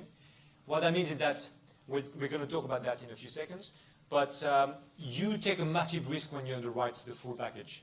You might have a good idea of who you're going to syndicate to. You will make some cold calls. However, the syndication will not have taken place before because it will take too long. It takes several months to syndicate, in which case, the PE firm will not have been able to do the deal. So, no. We're going to discuss that in a second, but no, you can't. It takes too long. There's a process to follow. So syndication takes place after the LBO has taken place for various reasons, and we're going to cover them very shortly. So, in fact, I explained here, syndication is often done in stages. Okay, so you start with, so you underwrite the full bridge loan, and then after that, the underwriter starts with the senior, the simple loan, and then a bit later you do the mezz and all the rest of the junior loan. So it takes a very long time, several months to do that. And in a very bad market, sometimes you stop, you start again, you stop, you start again. That's what happened in 2009, 2010, 2011. Some of them will take over a year to syndicate. Clearly, by that time, the PE firm has gone away. So you need to underwrite the full amount. You take a big risk, which is why you charge fees. And here we are. This is really, that answers your question. As you can see, the process here, I'm the sponsor. I give you the arranger or underwriter the mandate. I am terra firma. I am acquiring EMI Music. You, Citigroup, have full authority on the debt. You underwrite the full amount. What you do with that money is up to you. Of course, I will have to pay you fees, underwriting fees, agency fees, and so on. But you have the mandate, and I issue a mandate later for that. So the mandate is sent to Citi saying, you're the big boss here. Then once you have that, assign the LBO. That's what a signing is. And you look at that. By that stage, I still haven't syndicated. Syndication takes place a long time after the signing. So I sign the LBO. Obviously, I have my fee letters. I do all the signature again with the underwriter. Then I start drawing down. Now I draw down obviously from the underwriter, the full amount. And then the underwriter launches syndication. There might be more than one underwriter, okay? EMI was unusual, they had one underwriter, but usually you have more than one or two. If it's a very big deal, like in the case of TXU, you had, I think, $35 billion of loans. There's no bank on this planet that can actually underwrite the full amount. So you had several big players, Goldman Sachs, JP Morgan, Citi, all the big banks. Okay? Okay, I promised you an exercise, so here we go.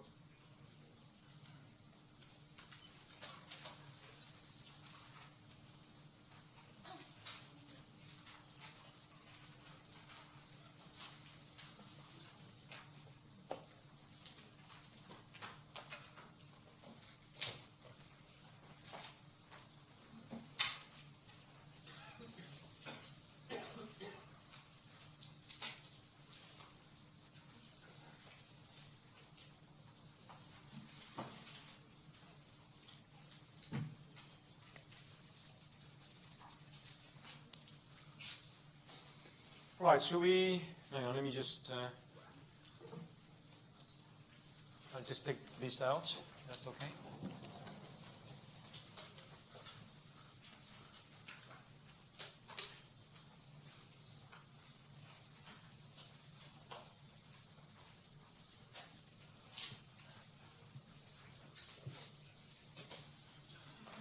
So let's go through that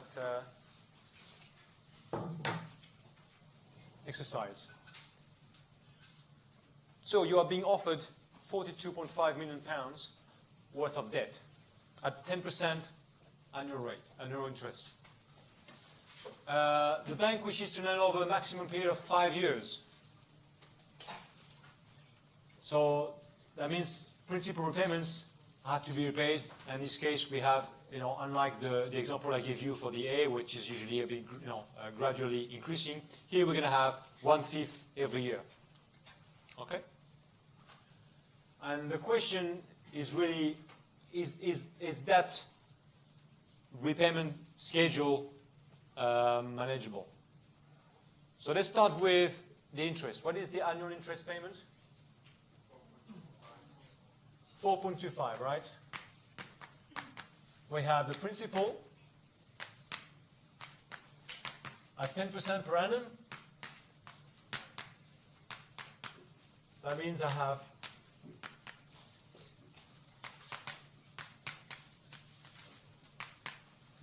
£4.25 million per annum. But that would change every year, the interest. Because once you've paid the 1/5, the amount outstanding will be lower, so the amount of interest which will be lower as well with it.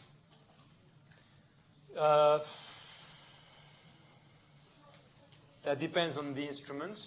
Yeah, it depends on the instrument.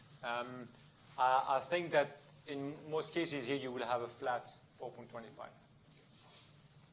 Yeah, we're not talking about someone that is, because otherwise you have a double whammy. You pay earlier, you will pay less interest, and I think the lender would not allow you. So you're going to be paying 4.25 a year. Then you have the principal repayments. How much are we paying every year? 8.5. So that's 4.25 again, divided by 5 years. That gives me 8.5 million per annum. That's the principal.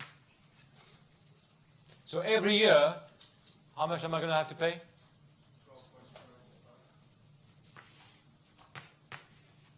12.75 million per annum. Is this manageable? Okay, if we use the EBIT as the cash proxy, again I told you that last week, that's typically what happens. Although it's an accounting earnings yardstick, very often it's used as a cash flow equivalent. This will not be manageable because every year you're simply below. Okay? So let's do another exercise now. I'll move to the next question now, which is, instead of having 42.5 million, I'm only offered the senior. So typically, you've negotiated a senior deal with a bank, and then you say, okay, what can I put on top of that? So you talk to a mezzanine lender, different institution, right? Completely independent. And you tell them, okay, I've got 13.5 million pounds coming from the senior. I'd like to put some mezz in here. So the mezz lender will carry out a little bit of an exercise, and then they will basically determine what's the coverage ratio they are prepared to live with. In this case, they've told you 2 is the minimum. So minimum meaning that EBIT divided by your net interest has to be at least 2. That's your ratio. That's a financial ratio you have to provide. That's the minimum covenant. And then they say your mezz interest rate will be 15%. So now the question is, how much mezzanine can I raise? Are we repaying the senior debt we've had years before?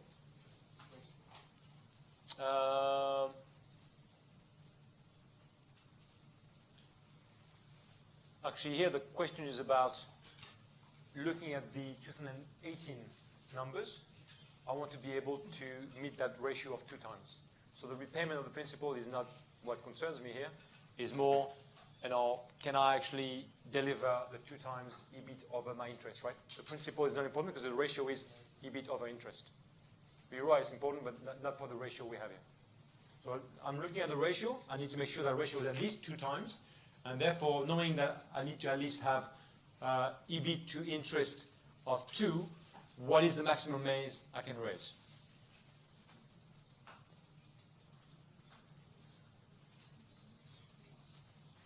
So what is my senior interest per annum?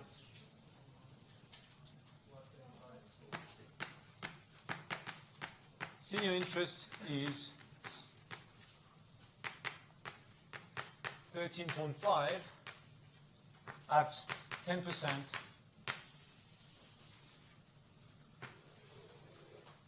That gives me 1.35 million per annum. Okay? So now I need to determine what's my maze interest.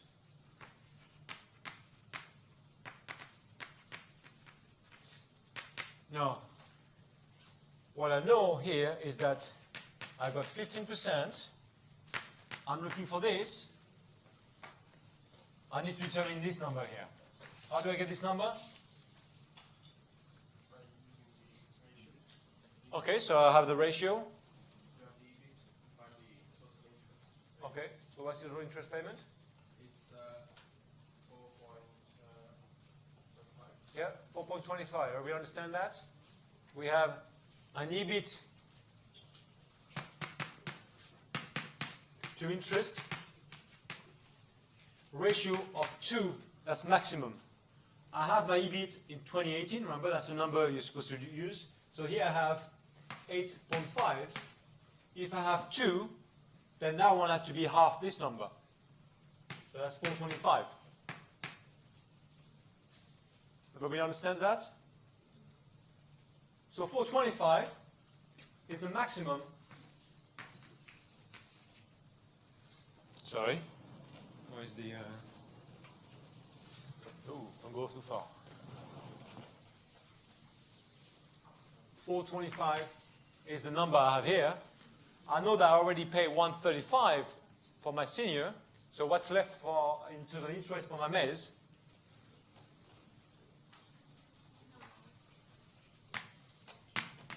$2.9. Now I have 2.9. I know that 2.9 represents 15% of a number here.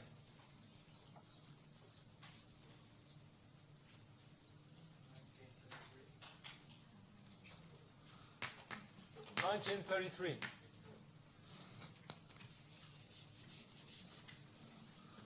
Is it clear to everybody? That's basically the exercise that the mezz provider will do. You've told him that you've already got a senior package, and you basically want more on top of it, a mezz. Now, most likely, I've never seen a mezz higher than a senior. But, in this case, the example throws us a very weird number. But this is how you get to it. So they determine what they're happy to live with. They give you a maximum financial ratio of 2 here for your interest cover, and that's how you determine how much you're able to provide as a mezz lender. 19.3 million in this case. Any question? That's the kind of exercises you'll have in your case question for the final exam. Remember I told you there'd be MCQs, open-ended questions. The case questions would be something like that. You need to calculate, whether I'm breaching covenants, how much I can raise, and what's the ratio, and so on. So pretty straightforward, It's simple math. There's nothing technical. It's not very technical finance.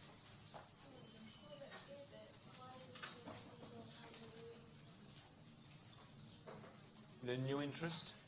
Like, for example, I use 845 minus the interest and taxes. Oh no, because it's earnings before interest and tax.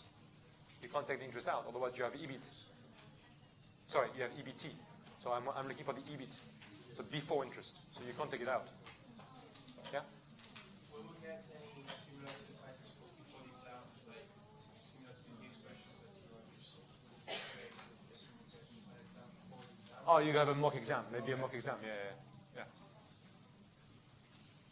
Okay, let's move on because we are running out of time, we're running behind. Structuring, I know it's your favorite word. So, what do I take into account when I structure a deal? Well, clearly the purchase price is pretty important. How much do I need to bid to win the deal? And the biggest driver of that purchase price is clearly going to be the debt. How much debt can I raise? How much debt can the business sustain? Which is the reason why we did that exercise a minute ago. Is because I wanted you to understand, okay, I know I have some ratios to abide to. I know I'm getting some senior. How much mezz can I raise? That will determine the valuation I pay for the business. Because my debt leverage impacts massively how much I can pay for a business. I will calculate my target return. What is the type amount of cost of the debt? So again, that's the the purpose of the two firm exercises. What's the amount of equity, and that's what is my return parameter. So if I have a target IRR of 20%, that will determine how much I need to raise per debt, and if I can raise enough debt, then I will pay less. Because the more I pay for the business, the more equity I put in, the lower my return on equity. Then, obviously, is there an equity ratchet? Do I need to incentivize management to outperform? So I might determine, well, I am prepared to pay more to management if they out-deliver on the business plan by whatever percentage. Again, we will go through that equity ratchet exercise in week 5, because equity ratchets are very, very common in venture capital. Tax implications. We're going to go through a bit of, because this is a structuring section, we're going to talk about what the tax implications are. Repeat, an LBO is a tax avoidance scheme, a legal tax avoidance scheme. It's not tax evasion, it's tax avoidance. Here's a big issue that props up in quite a lot of markets. Please note that since 2008, the financial assistance is no longer an issue for private companies in this country. It's still an issue for public companies, and it's still an issue for a lot of jurisdictions. I know in Hong Kong, in the United Arab Emirates, and many other markets, financial assistance is still illegal. So why is it illegal? So what is an LBO? I am trying to raise debt to acquire the business. If I am a corporate executive, a manager running the division, I need to provide security for that debt, right? The debt is going to be secured on the assets. But if I do that, I am providing financial assistance to a buyer of the business. That's corruption. That's bribery. I am bribing somebody, incentivizing somebody from the outside to buy my business. There'll be a lot of room to manipulate, to kind of encourage people, say, you know what, I'll give you a good deal, and in exchange, you buy the business, and I'm going to be the manager running that business. So you're an insider trader, and you're providing financial assistance. It's illegal. So for a long time in this country, in order to avoid that, there was what we call the whitewash. And that means that, I have no idea how they came up with that word, but it means that you are trying to show an independent review of the LBO. It comes from non-executive directors, so it can't be an opinion provided by the executive directors who will be doing the management buyout. It will be non-executive directors on the board, usually the chairman, who will not be coming with the business. And they go through an exercise. They look at the financial forecast, and they say, yeah, the business, based on the cash flow forecast, will be able to service its debt, irrespective of the fact that it's massively over-leveraged. And as you can see, the report will come from the company's auditors. So accountants will go through this independent valuation, independent assessment of the business, and have to determine that it's a going concern. Now, as a former chartered accountant, I can tell you that every single LBO is not a going concern, which is why this is ludicrous. And that's probably why the law decided to get rid of it. It's because when you leverage a business 80–90%, there is absolutely no way this business is viable. It simply cannot meet. That's the reason why you have repayment schedules that are very, very lean. But the reality is the business usually is in a net liability position. And if for some of you who are in accounting, you know that a business that is in net liability position is considered not a going concern, in which case every year the audit firm should just write a report that says that this business is not a going concern. I cannot express an opinion. So to avoid that, you are just getting kind of, in my view, a shameful structure where the non-executive directors are providing an opinion that clearly is wrong. And that's why I think in this country they decided to get away with it.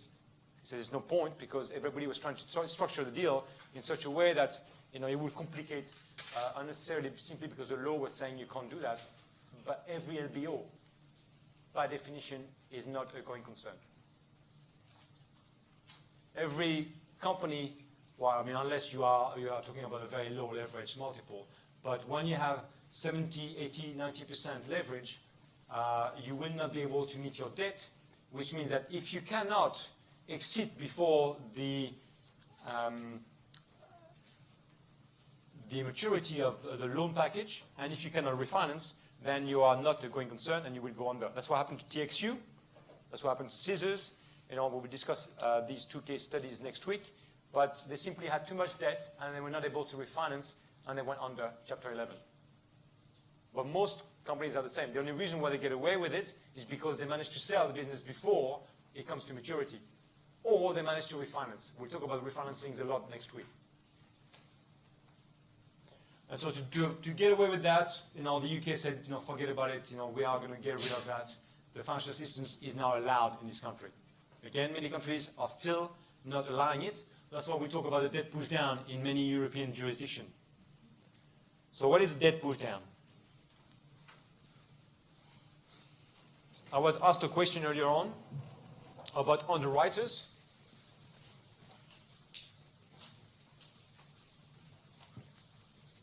So this is where underwriting is necessary, because in order to do a leverage buyout without financial assistance,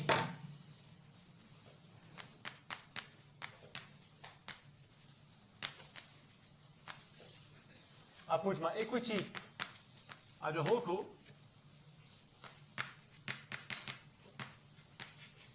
I have what we call bridge financing.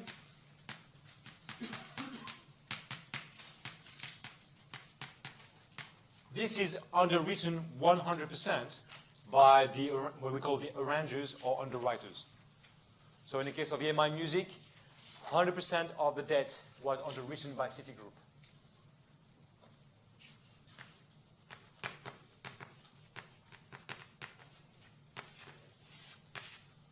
The debt and the equity are used to acquire Target Co. Please note that at this stage, the underwriter has absolutely no security. It is providing a full loan that is 100% unsecured. Which is why, unless you're a very big bank, you're not going to be willing to take that risk. And so it's only after you've done the LBO that you will do what we call a debt push down. So what does that mean? Well, you have the debt sitting here, remember, at NewCo. Then you're going to start pushing it down to make sure that it gets close to the opcos. The opcos have the assets. And so eventually a bridge loan is replaced by, remember I told you there were lots of different NewCos, yeah? So here you have a top NewCo, here you have a mid NewCo, then you might have a bottom NewCo. So anyway, all these, this is where the loans are going to go. So you might have your MES sitting here, you might have high yield bond, you might have your senior C, senior A, it's closer. So that's where we call it a push down, because you're pushing down the debt. Before, the debt was at a very high level. Then after the LBO, in order to avoid that financial assistance issue, you only secure the debt after you've acquired the business. And so that's really when you start bringing down different debt instruments. Again, next week we will talk about how to structure. You will see that in particular in TXU, I will show some of the structures. This structure is very simple here. But usually you have 10, 20 different divisions and structures in different jurisdictions in order to maximize tax and security on the assets and the subordination process. So that's what happened here. So the underwriter here is here. And this is